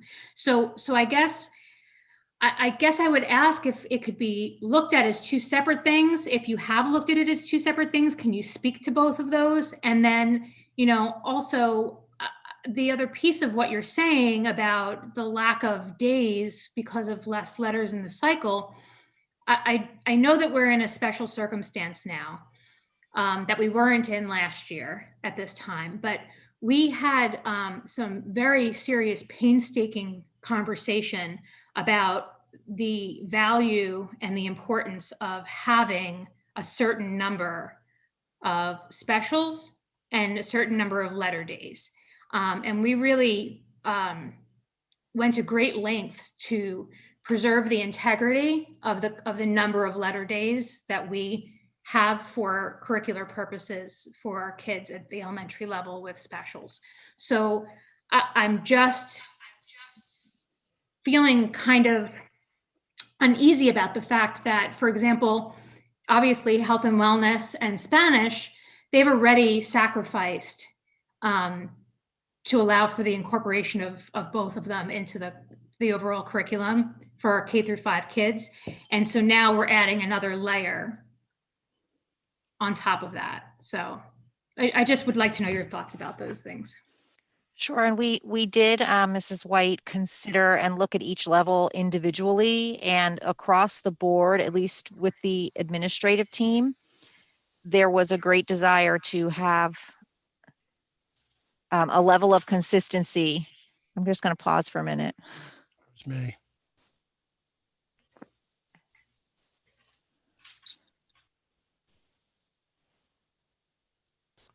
There's still an echo. Yep. Yeah, that's me. I lost sound and then it, I don't know what's going on here.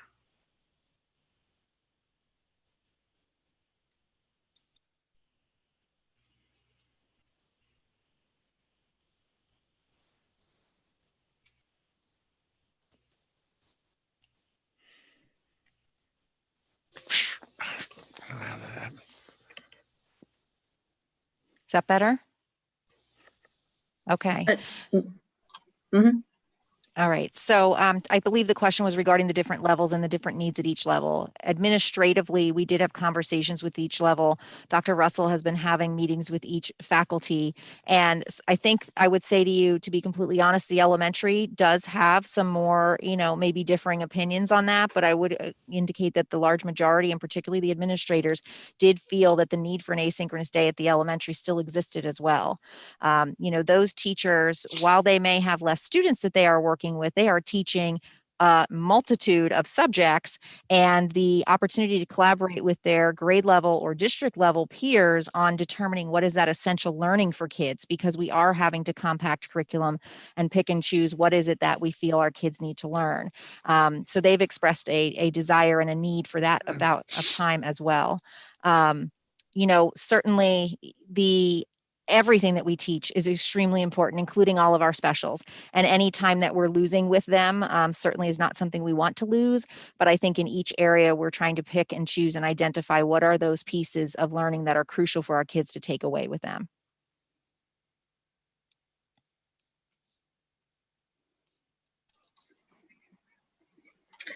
So if I can follow onto that, I think that the way that you presented the vision of the asynchronous day makes a lot of sense. I think it would be very helpful for our teachers. I think it would also address some of the screen time burden that our students are facing. However, I do have concerns regarding whether it will be truly meaningful time for students. And so I know you said it's not going to be just like what we saw last week on the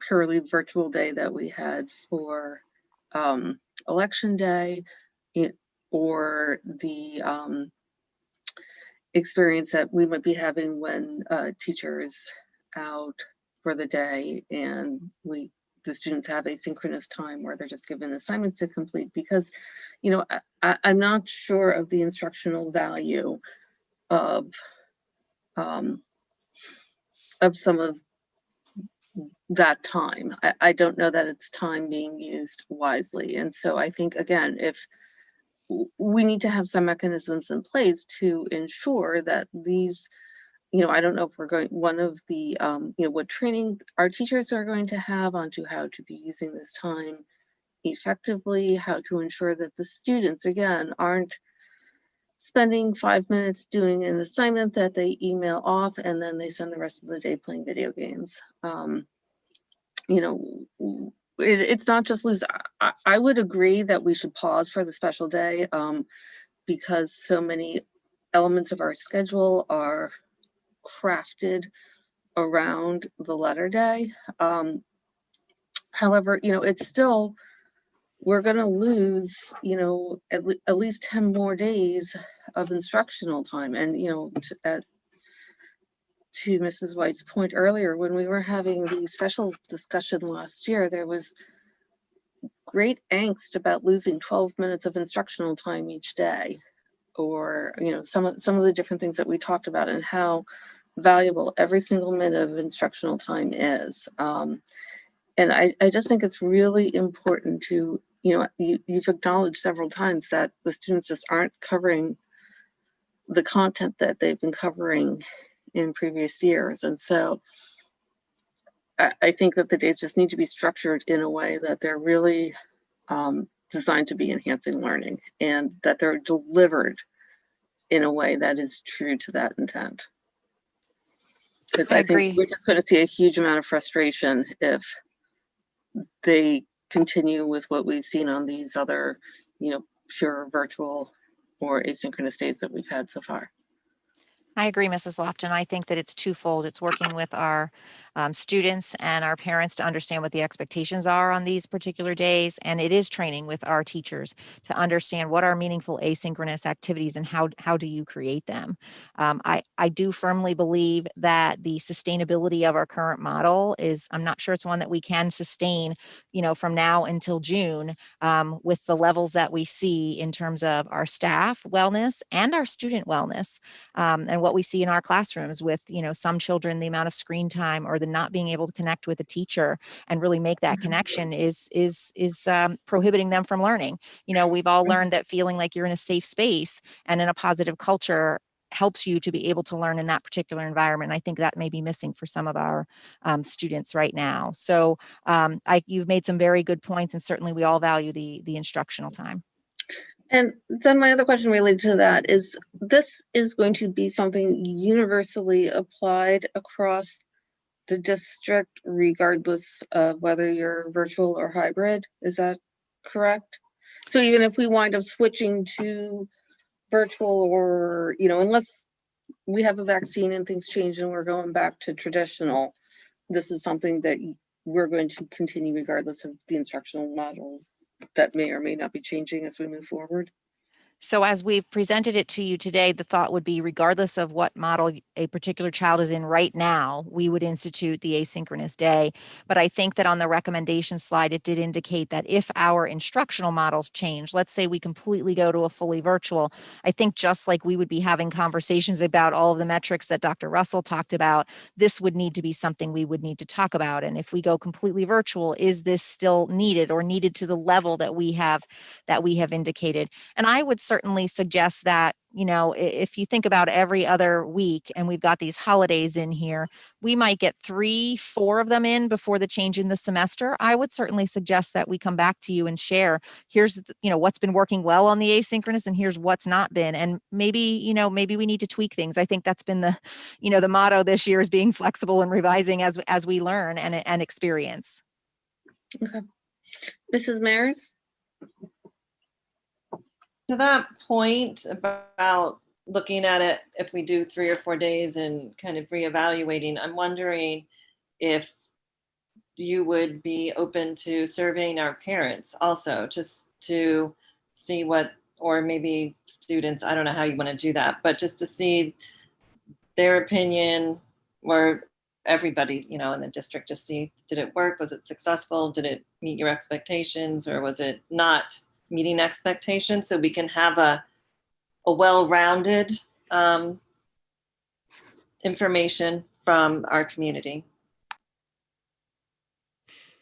Certainly, Mrs. Mears, I think we'd want to consider how to receive feedback.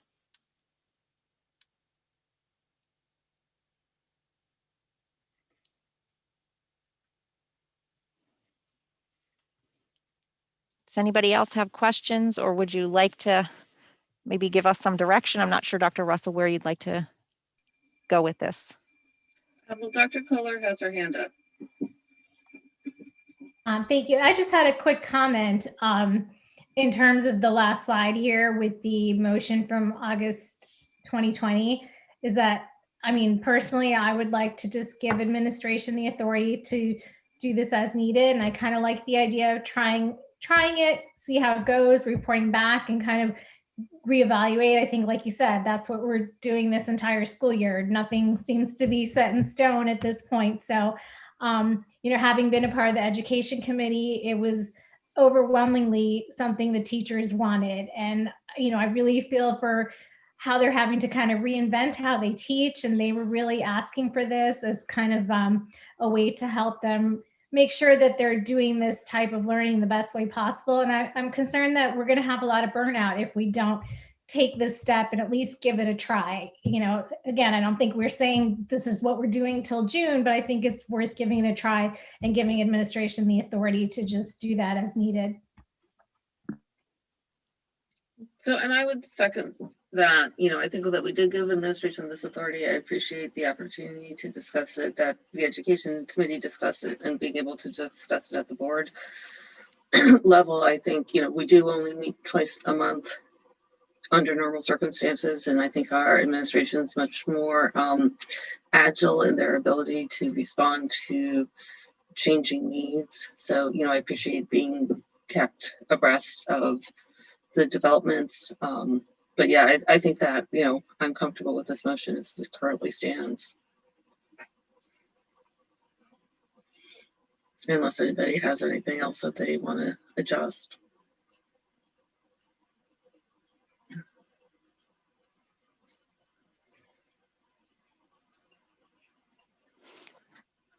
Well, I appreciate the time and the feedback. You've all had great questions and observations to share with us. We do have an administrative meeting tomorrow, actually, so we will debrief administratively and certainly share out with you and think about how we may move forward and what that might look like.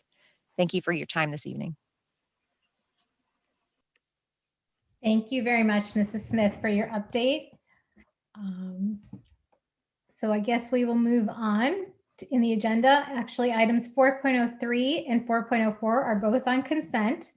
So that brings us to 4.05, which is the enrollment report. If we could have that up on the screen, please.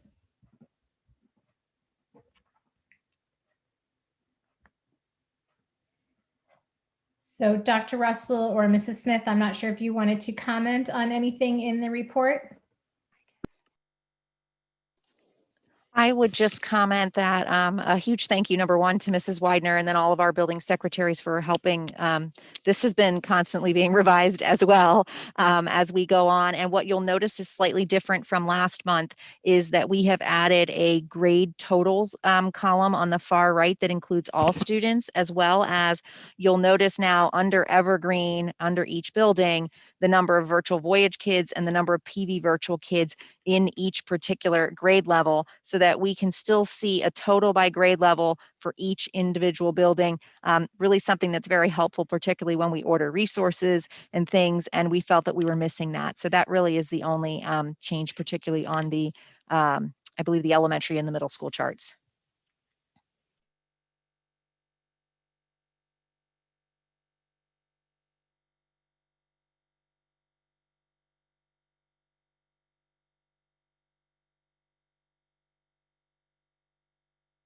I see Mrs. Evans Brackett has her hand raised. Was that about the enrollment report?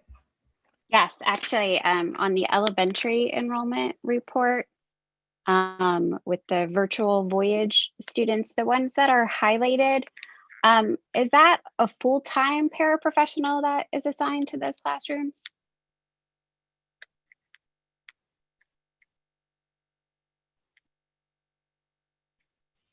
I think that's a good question, Mrs. Evans Brockett, where we see the 24 at skip back in first grade. We do have a full-time para.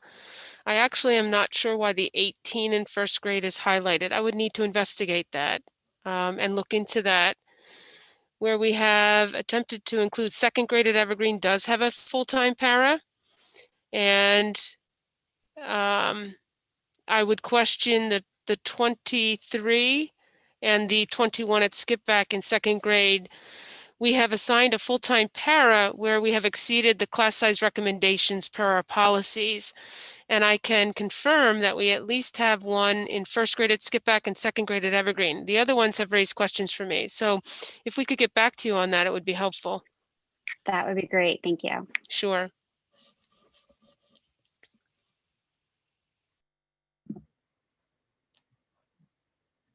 I believe Ms. White also has her hand up.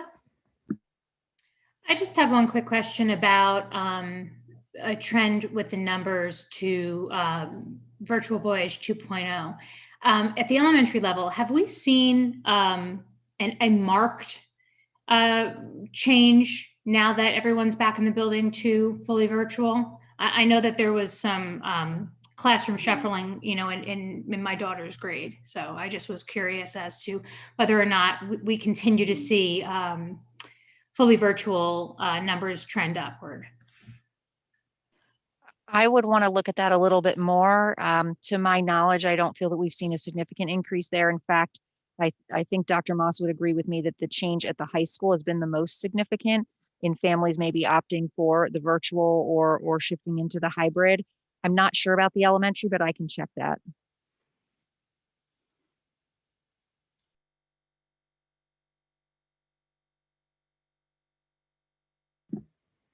Do we have any other comments or questions on the enrollment report? I think the two hands that are raised, you just forgot to put them down, but correct me if I'm wrong. Okay, yes, they have disappeared. So if there are no other comments or questions, then that concludes my section. Thank you very much, Dr. Kohler. I'll turn it over to Mr. Dorr for the business section. Thank you, Mrs. Slaughton. Section 5.01, comments on business are accepted from the audience. I don't see any hands up. 5.02 was the finance update that was done at last week's meeting. 5.03, there is no report for November for grants and donations. 5.04, 5.05, 5.06, 5.07, 5.08, 5.09 are all on consent. 5.10, it's a motion to approve a rental agreement with Centerpoint Tank Services, Douglasville, PA, to supply and install one temporary 21,000 gallon above ground fuel number 2 oil storage tank at a complete installation cost not to exceed $27,664 and a rental fee of $1,134 a month until a more permanent long-term solution can be reviewed, prepared, and addressed in future months, subject to review by the solicitor. Are you asking for action being taken tonight? You are. All right, I so move. Seconded, Gene. And we have a motion and a second. Are there any questions?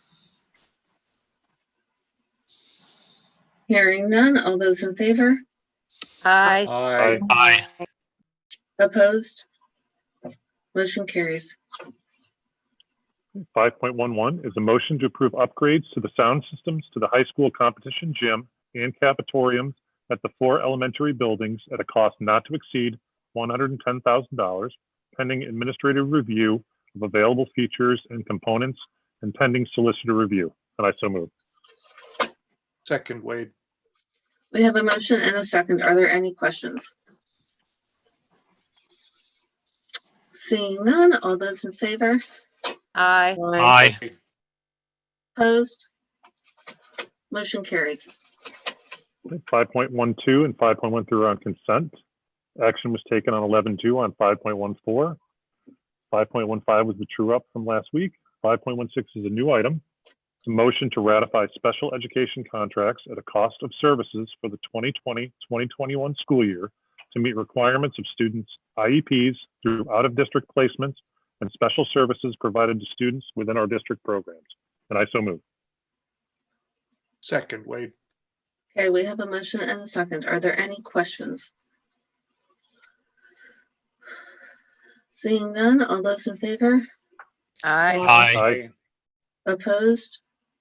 Motion carries. 5.17 is a capital budgets update. Mr. Weaver. Thank you, Mr. Doer.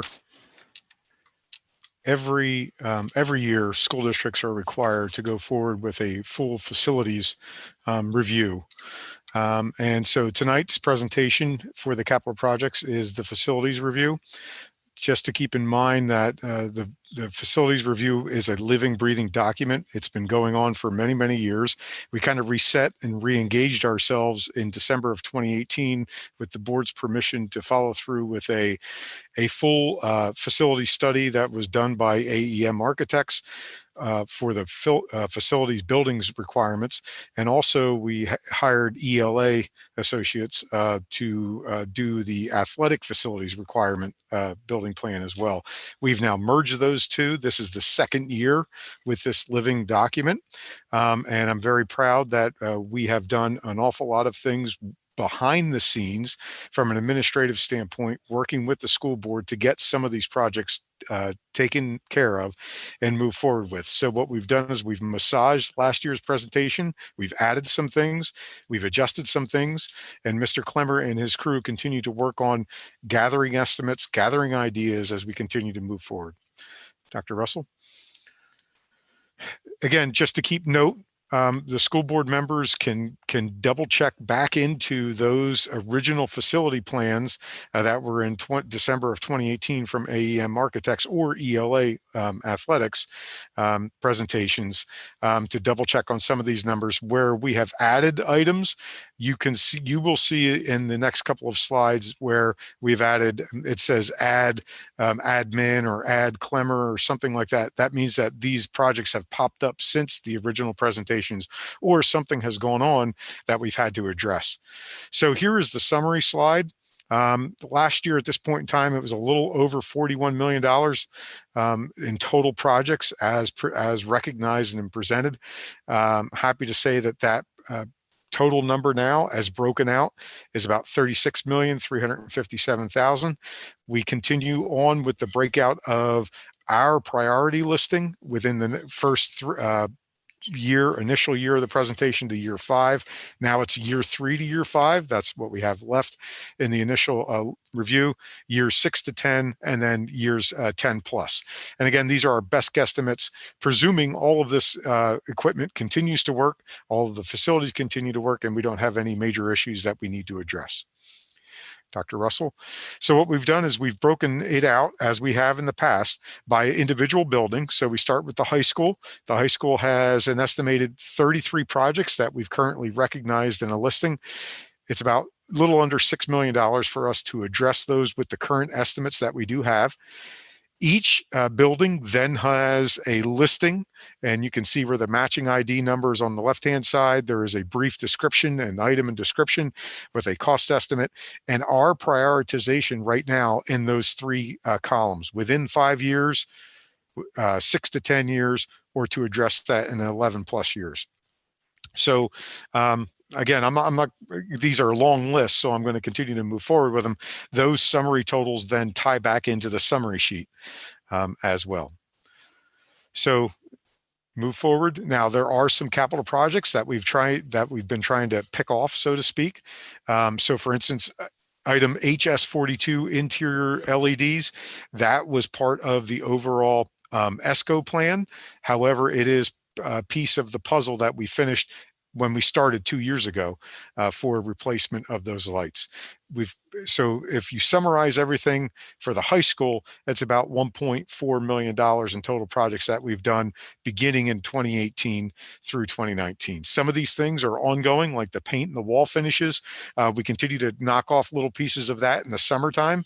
Under a normal summer, most of our student hires that we have will come in and do a lot of those individual paintings throughout the buildings.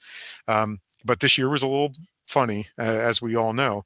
But total projects since we've started tracking it this particular way, about $1.4 million. Keep in mind the athletics are separate. We do break those out a little bit separately. Again, Middle School East is set up the same way. Total cost estimates are about $8.4 million. And you can really begin to understand that the older the building is, the more capital projects and infrastructure facility needs that they have as we continue to move forward. And it's no surprise that Middle School East now is heading into that 26 year time frame. So we really need to start addressing some of these long-term facility items, such as MS-28, which is the chiller at East.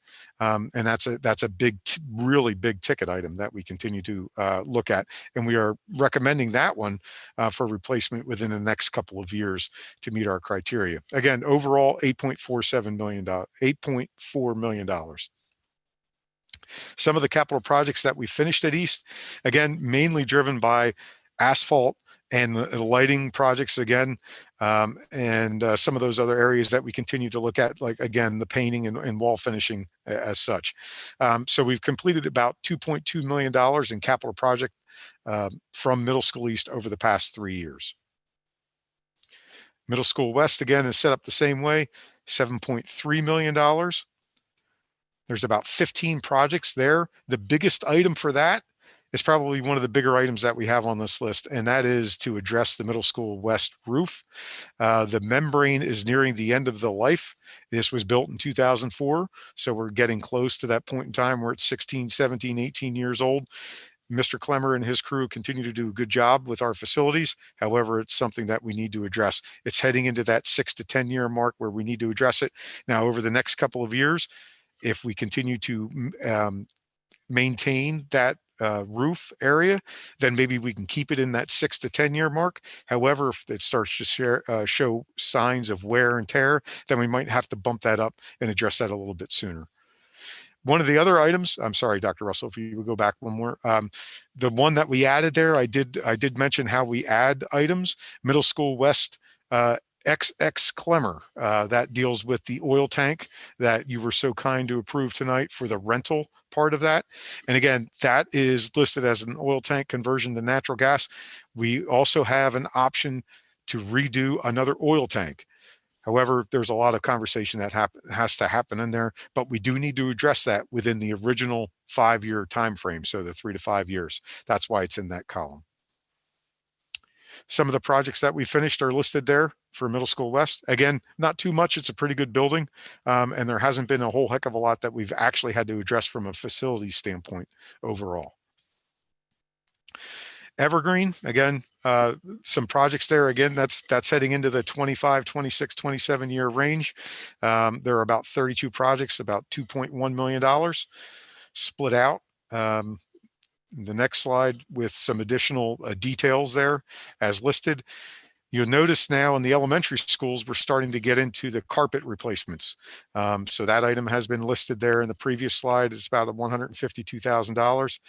And then in the next slide, you can see there where we had another ad there for the Evergreen chiller.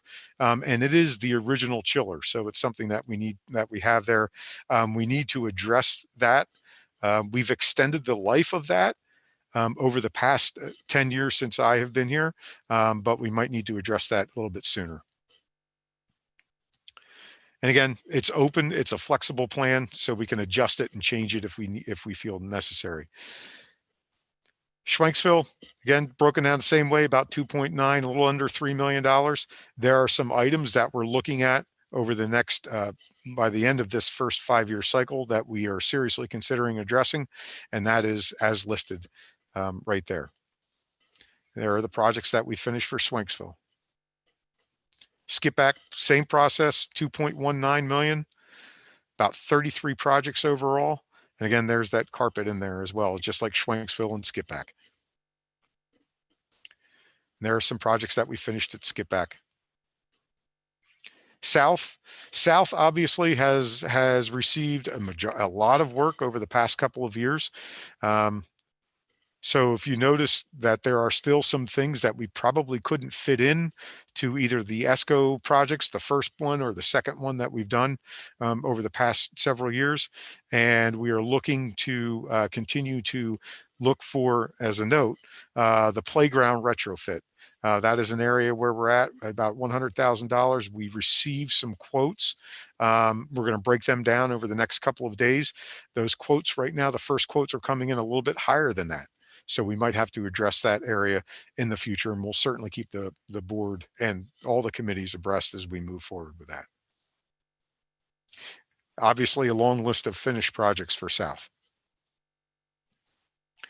PV Athletics, $4.7 million to move forward.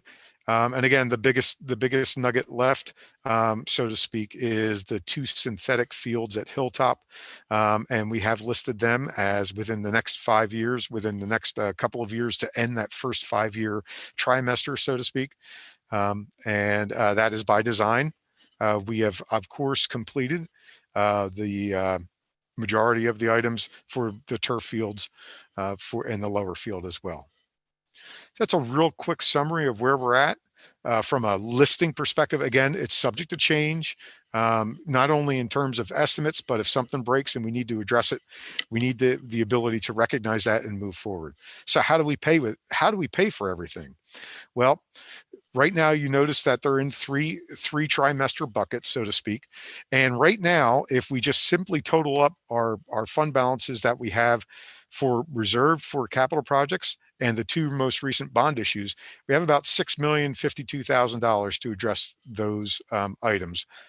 Again, we don't necessarily have to spend them all at once. We do have other alternatives. We still have unassigned fund balance, which the Finance Committee will find out about with our audit figures. And of course, we still have other options for additional bond issues as well. We strike when the iron's hot. We still have a great bond rating. Our financials are strong.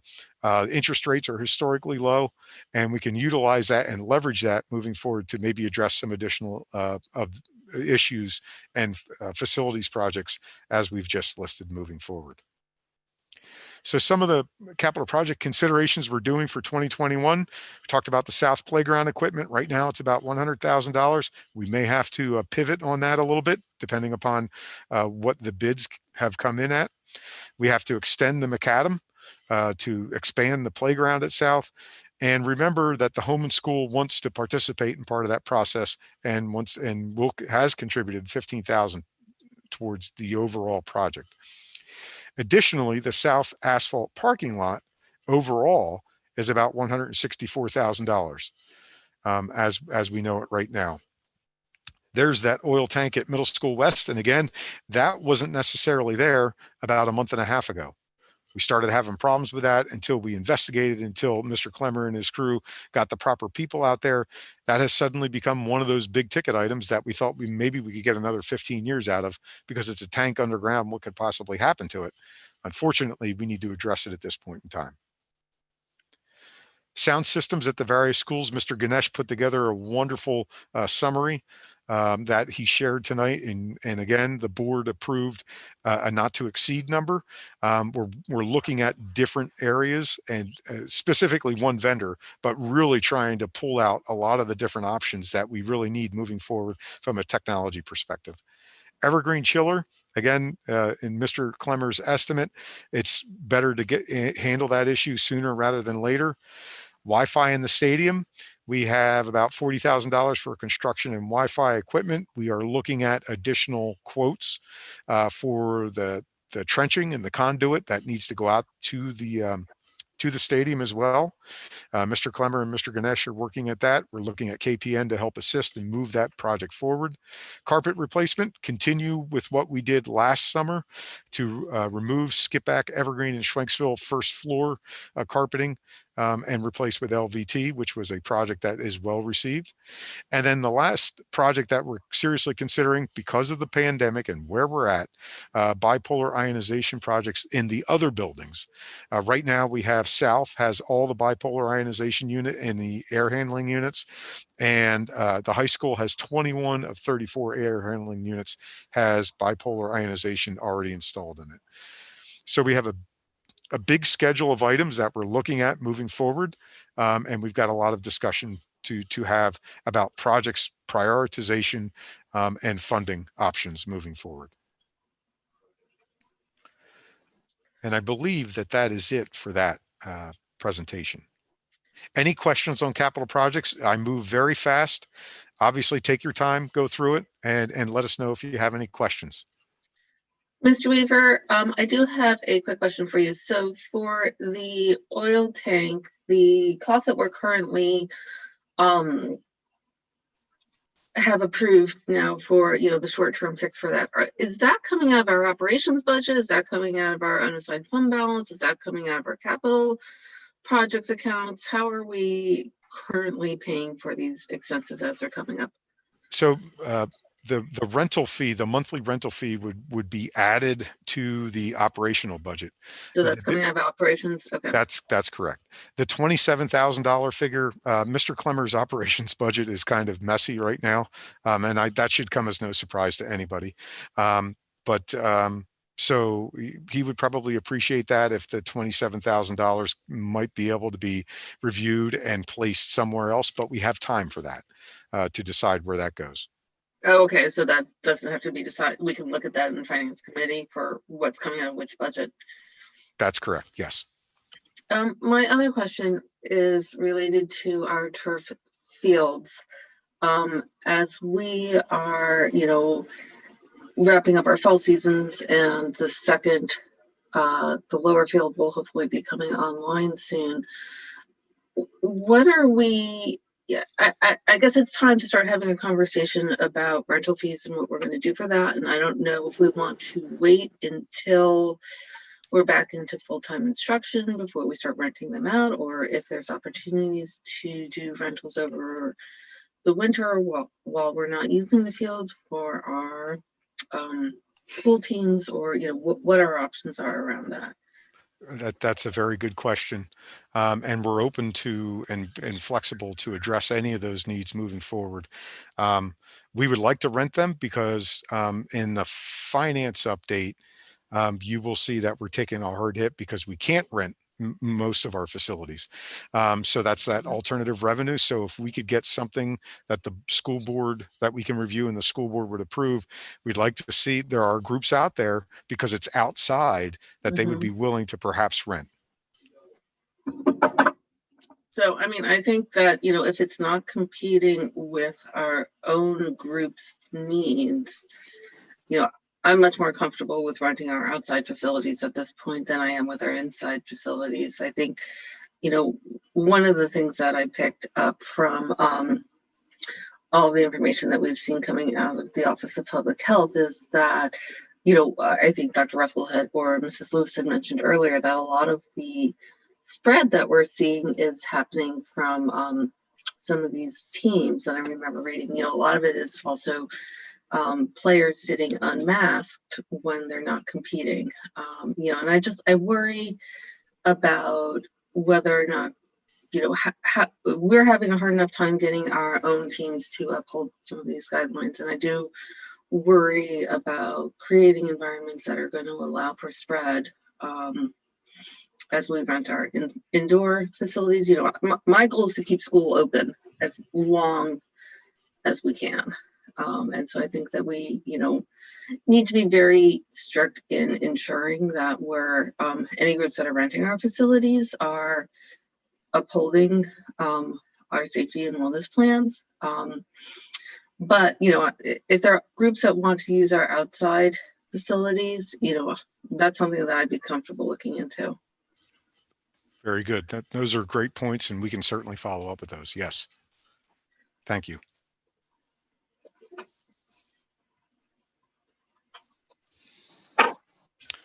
Okay, so that's it for the capital project presentation. Thank you. Thank you, Mr. Weaver. You're back up with 5.18, the 2021-2022 budget update. Thank you, Mr. Doerr. So here we go. We start the budget process for 2021, 2022. That's so weird to say. So tonight is our first presentation, and we're focused in on the revenues side of things. Obviously, it reflects the impact of COVID and the pandemic. So what we're doing is we're showing small increases in our assessment growth. Typically, we've gone out with a 0.5 to a 0.75. But as we talked about in the last Finance Committee, there are a lot of good positive things in the housing market that continues to drive costs and values of assessments for Perkiomen Valley School District. There are a lot of people that like Perkiomen Valley School District and want to move here because of the education. So that is a huge positive for people moving from other places to come here because of the educational process. As a result, housing market's still hot. We talked about that in the Finance Committee, and that this continues to provide some additional growth in assessments. It is smaller than what we've had in the past couple of years. We're going out at a 0.25% growth, and we'll see where that takes us. EIT growth, very strong performance for the EIT growth. So what you can see here is the local. This is the local items, although it says state and federal up top. This is the local numbers for current real estate, interim real estate. The earned income tax, we are showing a growth of $312,500 from where it was in 2021 and where it is for 2021. Remember, a lot of these accounts were hit heavily by impact of COVID. So what we are doing is we are reflecting, hey, you know what, we reduced for COVID, but the actual results for 2019, 2020 were consistent with budget numbers. So we are reflecting in 21, 22 projections at this point in time that we can show a little bit of growth on that process. Of course, it's all subject to a second pandemic hit. But for now, we'll go out with a small growth to show a little bit of positivity there for the local revenues. So here is a sheet that shows kind of a breakdown about real estate tax collections. So again, this gets to the fact that we are very strong with our real estate tax collections for this year as well. Even in the middle of a pandemic, our tax collection rate based upon lien to what we've collected as of October 31st is stronger than what it was last year at the same time without the pandemic. So our collection rate is at 92.05% of real estate taxes. Last year at the same time, it was 91.87. So again, the taxpayers of Perkiomen Valley School District continue to pay their taxes, and we are lucky. So it is positive for us and helps us because that is our #1 revenue source. Similar fashion, EIT. Typically, you guys don't see these, and I'm sorry that there's a lot of numbers in there. Every day I receive an earned income tax report from Megan Catrone in the office. And what we do is we track every day where the EIT is on the left-hand side. This is for the month of October. And then we track it going back to 2014, 2015. And then that's a monthly summary. And we can track where we're at on any given time as far as if we're positive or negative compared to where we were in the same month time frame the year before. So if you look at that EIT column and go all the way down, that says positive $3,841.51. All that is doing is comparing October 31st, 2020 revenue stream to October 30th, 2019 stream. So again, we are even to collections for earned income tax to last year.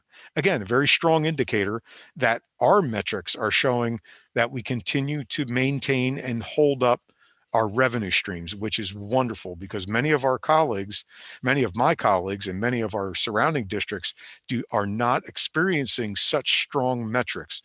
So again, that puts us in a really good position of positivity moving forward with our budget.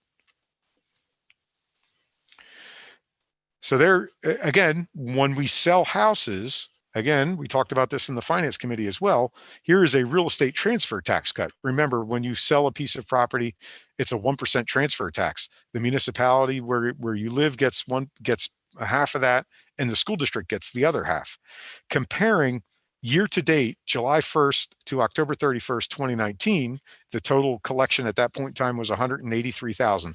It's almost identical to what we've collected already this year with a much smaller budget. Now, what we did is we restricted our budget because of the COVID impact. So again, it looks like we're going to make that budget number. And so we're almost at halfway there, 3 months into the fiscal year. So again, that's very strong. 4 months into the fiscal year. I'm sorry, very strong metric for us to follow. Here are the state and federal monies, again, summarized. And the biggest item here with state and federal monies is that we've made a small adjustment for rental reimbursement because what we are providing to the state for the debt service reimbursement is actually less because we've had bond issues that were not subject to debt service reimbursement. And so as we have refundings and we move forward with our current stream of debt that is not subject to debt service reimbursement, we kind of lose that revenue figure. Now, remember, on the other side, we've got expenditures that are offsetting that as well. So overall, no other changes in state and federal as we build our salaries, and you'll see that in the equal sign in December. Then the revenues for PSERS and FICA will be adjusted slightly as well to reflect that. Okay, so here's the backup associated with the reimbursement for the rental reimbursement subsidy. So in case you're interested in that, that's how that is derived and driven. Again, that snapshot looks familiar. That is from a template that comes from Jamie Doyle and PFM. So those numbers are taken right off there. Other items to think about, negatively, positively, just things that we continue to share with the full school board. Interest earnings, rental income, I mentioned before. Interest earnings are way down. It's really sad, but it is the market that we live in right now. Rental income, we talked a little bit about. Other local revenues like athletic ticket sales, parking fees we waived, student activity fees we waived for the middle school. All of those items are revenue generators for our budget, so we've got to be aware of that. COVID impact for the 2021, and how does that extrapolate to 21-22? All of our metrics that we've utilized over the years, we might as well just open up the window and throw them out, because our trend and analysis, save for those accounts that I just shared with you, are all over the place. And so some items have been directly impacted. The state subsidy, for instance, we have no idea what's going to happen with the state. They have totally funded education this year. They did a 5-month budget for the rest of everything else that they're talking about for this year. They've got to do that deal, and they're still looking at a $5 billion shortfall. So next year, there's no guarantee that education will get the same deal that it got this year. Whenever that happens, we'll have to work our way through it. So the pandemic cloud for some of these items, until a vaccine comes, probably will not improve for us and will be a long-term, short-term item that hopefully will not become a long-term item, such as when we worked our way out of the last economic regression of 2008. So real quick, I kind of threw this in here for expenditures. So the kickoff is next month, but here are some of the things that we're working behind the scenes on. Salaries for operations, cleaning and sanitizing from the food service fund into the general fund. Outsource costs for operations, cleaning, sanitizing as we march on, depending, I'm not just talking about now, but maybe in February and March and April as this prolongs. How does that impact our operations? FERCA costs and replacement costs in general. Tuition for charter and virtual schools, it's rising. The board is well aware of the fact that more students are going to charter and virtual schools, and of course those costs have doubled at this point in time compared to where we were last year. Transportation costs for buses and additional diesel and gasoline for added midday runs. Yes, we own the buses for the day, but this additional gas, this additional diesel, that we need to be concerned with moving forward. And of course, any other costs that we're counting on COVID monies and COVID subsidies to reimburse us for, that might not be recoverable at some point in time. There might be a decision that might impact us negatively. So we'll have to adjust. Of course, we do have those COVID grant opportunities that we continue to look at. We were 100% virtual for most of September, so there were reduced costs for operations for busing. How will that help us moving forward? Reductions in services for buildings and reductions in busing needs for athletics for a reduced season. So Will 21-22 work in a similar manner? We don't know. That's the magical question. But as long as everybody's aware of that and we continue to move forward and build it together, I think we'll have a very successful 21-22 budget year. It'll look weird. It'll look different, but we'll get there. Just to bring closure for my presentation, we've adjusted our calendars for the budget. We still have both budget timetables up there, but now what we've done is we've now kicked the kickoff meeting was supposed to be in November, just couldn't get there. We moved that to December 7th to allow this pandemic fiscal year to extend another month so we could learn, so we could grow, and we can see how our metrics will hold up. We're hopeful that we have some positive things going on and that will keep us moving along. So I just wanted to throw that in there as the last slide. Any questions whatsoever? Okay, thank you. Thank you, Mr. Weaver. That ends my section. Okay, thank you very much, Mr. Dorr. I'll turn it over to Dr. Weston for section 6, payment of bills. Thank you, Mrs. Lofton. Item 6.01, comments on the payment of bills. Do we see any comments for payment of bills?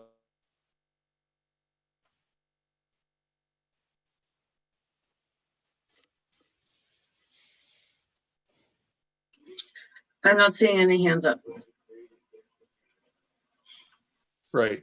So let's move on to item 6.02. The ratification of bills and payroll and authorization of payments. The recommended action on this item is to ratify the payment of bills and payroll as per the list submitted for the period ending October 31st, 2020, and to authorize the payment of bills on the check and voucher registers submitted for November, and I so move. Second, Gene. We have a motion and a second. Are there any questions? Hearing none, all those in favor? Aye. Aye. Aye. Opposed? Motion carries. The next item is item 6.03, the approval of the treasurer's report and financial statements.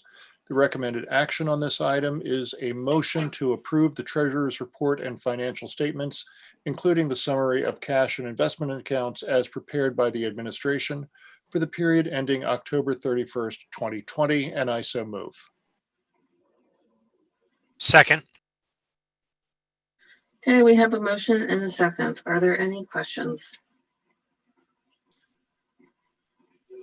Hearing none, all those in favor? Aye. Aye. Opposed? Motion carries. And with that, that concludes section 6. Okay, thank you very much, Dr. Weston. Moving on to section 7 on professional personnel. I'll turn it over to Mrs. Evans-Brockett.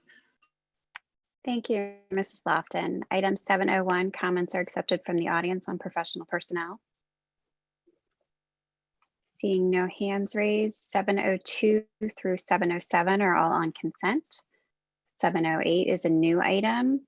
The recommended action is to approve the leaves of absence as listed, and I so move. Second, Wade. We have a motion and a second. Are there any questions? Mrs. Lofton, I have a quick question. Sure. I'm just aware of at least one other leave that was effective today, I believe, that's not on the list. So I'm just wondering if, hopefully it was just inadvertently left off, but I'm just wondering if there's other leaves occurring that maybe we'll be seeing shortly. Just because having the number of staff available is one of our criteria also for instruction.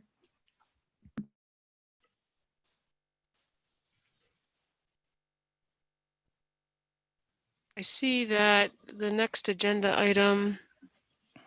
Actually, I'm sorry. Can I interrupt for just a second? Mrs. Maris just texted me. She got kicked out and she logged back in as an attendee. Mr. Ganesh, can you find Mrs. Maris and promote her to being a panelist again, please? Absolutely, Mrs. Lofton. Thank you. Sorry to interrupt, Dr. Russell. It's quite all right. I was going to defer to Mr. Moran. I don't know if he has additional information, and maybe that's something we can follow up on when we can get more details from Dr. Kohler. I don't know if there's another leave that you are aware of or can speak to at any level without violating anyone's confidentiality. We do have several leave requests that we're waiting on additional information and paperwork. So we will be presenting them in December. I'm not sure if those or if that is one that you're referencing, but definitely something we can follow up with after this meeting.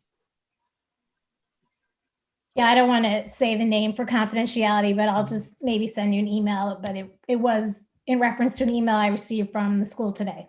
So. Okay, thank you.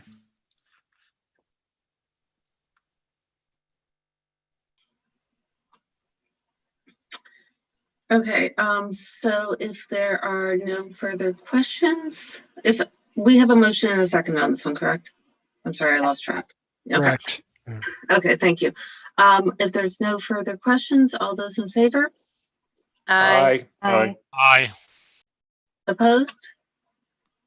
Motion carries. Item 709 is another new item. The recommended action is to ratify or approve the provisional employment of the long-term substitute and extended daily substitute personnel as listed, pending fulfillment of all statutory requirements, and I so move. Second, Gene. We have a motion and a second. Are there any questions? Hearing none, all those in favor? Aye. Aye. Opposed? Motion carries. Item 710, the recommended action is to ratify the appointments of the 2020-21 winter coaches as listed, including salary plus additional associated payroll and benefit costs, pending completion of all necessary documentation, and I so move. Second, Wade. Okay, we have a motion and a second. Are there any questions? Okay, hearing none. All those in favor? Aye. Aye. Opposed? Motion carries. And item 711, the recommended action is to approve the provisional employment of the following administrative personnel pending fulfillment of all statutory requirements, and I so move. Second, Wade. We have a motion and a second. Are there any questions? Hearing none. All those in favor? Aye. Aye. Opposed? Motion carries.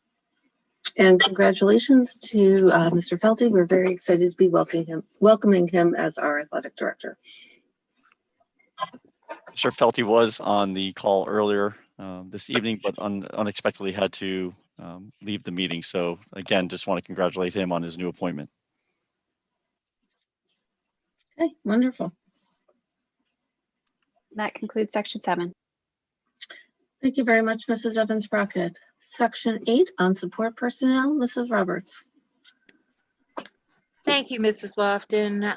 Any questions on or comments on support personnel?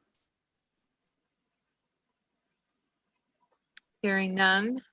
8.02, 8.03, 8.04 are on consent. 8.05 is a new item, and it is a motion to ratify the provisional employment of the support personnel as listed, pending fulfillment of all statutory requirements, and I so move. Second, Gene. We have a motion and a second. Are there any questions? Hearing none. All those in favor? Aye. Aye. Opposed? Motion carries. 8.06 is the motion to ratify the provisional employment of the community education personnel as listed, pending fulfillment of all statutory requirements, and I so move. Second, Wade. We have a motion and a second. Are there any questions? Hearing none. All those in favor? Aye. Aye. Opposed? Motion carries. 8.07 is a motion to approve an increase in the daily substitute rate to $14 per hour for individuals serving the Maintenance Custodial Food Services Association and the Perkiomen Valley Educational Support Personnel Association, and I so move. Second, Gene. We have a motion and a second. Are there any questions? Hearing none, all those in favor? Aye. Aye. Aye. Opposed? Motion carries. 8.08 is the motion to approve a memorandum of understanding with the Maintenance Custodial Food Services Association for alternate temporary custodial support for the 2020-2021 school year, and I so move. Second, Gene. We have a motion and a second. Are there any questions? Hearing none, all those in favor? Aye. Aye. Opposed? Motion carries. 8.09 is an item that has been removed from the agenda, and so that concludes section 8. Thank you very much, Mrs. Roberts. Section 9 on governance, Dr. Hallis. Thank you, Mrs. Lofton. Comments on governance are accepted at this time. I did not see any. So I'll move on. Item 9.02, it's a first reading on policies. The following policies: 113.1, 113.2, 113.4, 122, 123, 123.2, 627, 706, 807, 824, and 908. Comments, questions from board members? So I have been thinking about number 824, and I know we went around in some circles on this one a little bit. And Dr. Russell, can you open up this policy, because there's a part of this that has stuck in my head a little bit that I'm a little concerned about. So if you can zoom back out. I'm sorry, can you go back up to the top, please, and zoom out just a little bit? Okay. So the first line, this policy applies to district employees, volunteers, student teachers, independent contractors, and their employees. So this applies to anyone who works in the district. And now, one of the things that we talked about in policy committee is that, making sure that when someone has a pre-existing relationship with somebody, maybe they're a neighbor, their kids are friends, some of these things are perfectly normal types of relationships. But I guess the one thing, if you can scroll back now down to the bottom of this, where I was a little bit, the part that I was concerned about is here. So under exceptions, can you go? I'm sorry, I think you went past it. Okay, yep, can you go a little bit further? Okay. There it is. Okay, yep. Okay. So and maybe, I'm really in the weeds on this one, but it's the second line: under no circumstance will an educational or other reason justify deviation from the romantic and sexual relationship section of this policy. And what I was worried about with this is the number of students that we have who work for the district. And, particularly our high school students who work as our summer custodians, the ones who are working in the community education, they fall into or they could be volunteering in the school. So they fall under our definition of employee, but we're saying, but they could be dating a student and also be an employee. And that, I think we would all look at that and think that that is acceptable. And I wouldn't want, I think that when you have a close age range, or maybe somebody graduated last year and they're working for the district, but they still have, other relationships, they could still be dating somebody who's still a student, who could be 18 but be a student. So that's where,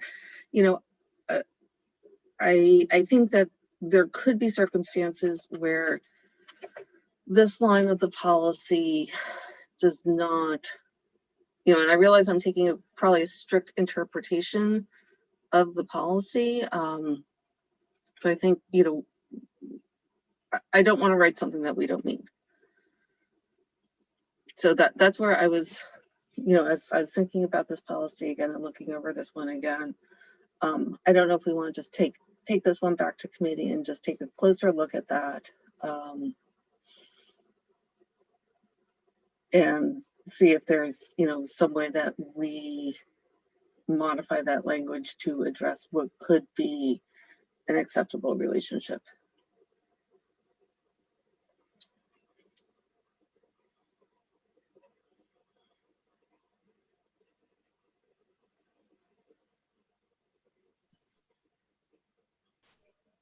I mean, I'm on the policy committee, and I wasn't there for the last one, but I'm fine if we want to take it back and discuss it more. Yeah, or you know, and I don't know. I mean, if the board can we just agree to tweak that here? You know, unless, you know, I don't know quite what is the right way to address. Well, that's why Mr. Subers is here, right? You have a suggestion? Well, Yeah, Mr. Stuvers, I don't know if you have something. I would say that if it's anything more than a minor revision, the best course of action would be to refer it back to the policy committee. Particularly, it sounds like it's not just wordsmithing; it's policy that you want to revisit the policy and the intent of the policy. Yeah. You could do it either way. This is only a first reading, but I think if it's going to be more substantive, that it probably warrants going back to the policy committee. Yeah, I mean, I think we all know what the intent of this is, but, you know, as I was thinking, you know, as we talked about this in committee, we were talking about all the different groups that it covers and how this applies to our volunteers and, you know, all the different individuals who could be in our building for different reasons. And I think it's, we just want to make sure that we're writing the policy exactly as we intend it to be. So I'd suggest that maybe we bring this one back to policy committee.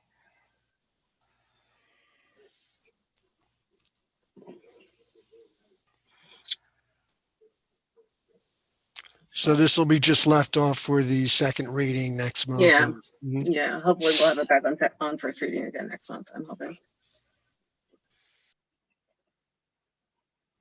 Okay. Any other further comments? Okay. If you could go back to the agenda, Dr. Russell, I just want to make sure I'm getting the right number. I know it's on consent. Item 9.03 was on consent. There ends my report. Thank you. Okay, thank you, Dr. Hallis. And that brings us to our closing item, section 10.01. Comments from the audience are accepted on any topic. Again, if you wish to make a comment, please use the raise your hand feature at the bottom center of your Zoom screen. And I see a hand up. Mr. Ganesh, could you unmute Mr. Liggett, please? Absolutely. Mr. Liggett. Thank you, Mr. Ganesh. Robert Liggett, Perkiomen Township. I have some concerns about the continued concerns about this asynchronous time. And perhaps part of it might be the nomenclature that we're using, as if asynchronous and synchronous are the only options that there are. If we're talking about things such as individual support groups, student check-ins, small groups, progress checks, counseling, that's time with a student and either other students or some sort of instructor, counselor, teacher. So to me, that's not necessarily asynchronous. It's like a third category. And if maybe the empower is the word that you'd like to use to describe it, that might be a better way of at least describing it to the public. Because I hate to say this, but saying that they're going to increase the amount of asynchronous time, I think, is just a disservice to all of our students. And I understand that teachers do need time to get their curriculum together and to schedule things and to make a better program for our children. But you know, eliminating letter days, you face it, you're essentially, if you were to do some of these models, you would be eliminating some actual real education. And I think we need to think carefully about that and not just rely on the red lettered part of it that says that the administration can modify the models that was previously voted on. So I would take extreme care with this. The other thought about that is you don't need this as much if we return to a more full-time in-school model. So this model of continued asynchronous or increased asynchronous seems to be assuming that we're going to continue with the hybrid and the half days and the current models of education that we have. I was hoping, especially that since the board approved the fact that we're going to look at how the virus is actually spreading in a school community, that we can think about this further. And I think implementing this before the beginning of the year might not be the way to go. I would suggest implement it after the end of the year, calendar year that is, if we're still in this model. Maybe that's the time to do it. I don't think we need any more change. The community doesn't need more change at this point. And just consider that, please, before we implement this. Thank you very much for your time. Okay, thank you, Mr. Liggett. Mr. Ganesh, I do see another hand raised from Ms. Lindberger. Yep. Ms. Lindberger. Hi, I'm from Lower Frederick Township, and I have children in the high school. And I just wanted to comment about the Empower Days or the asynchronous days that the board has given the administration to make the decision on since they are closer to it. I would have to agree that implementing it in December for every other Wednesday would only be 2 days. And for those who in the high school who only go 2 days every 6-day cycle, that would eliminate more in-person days for those students. And in order to empower those children, only certain types of students will make that initiative, will reach out. I understand that they need to do more investigation, but I don't think this is going to help our students at all. They're going to fall behind. All students are, not just the ones that may need a little bit more instruction, but even those advanced students. I think that it would be a disaster to do this. And I think it is just a disservice to the community. Thank you. Okay, thank you, Ms. Lindberger. I'll just pause for one more minute to see if we have any additional comments.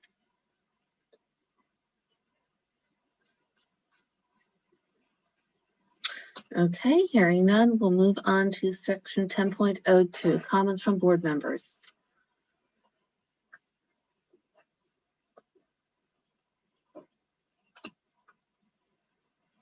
Okay, hearing none. Before I adjourn the meeting, I will announce that we did have an executive session prior to the meeting for the purposes of personnel and legal discussions. Thank you, everyone. Have a great evening. This meeting is adjourned.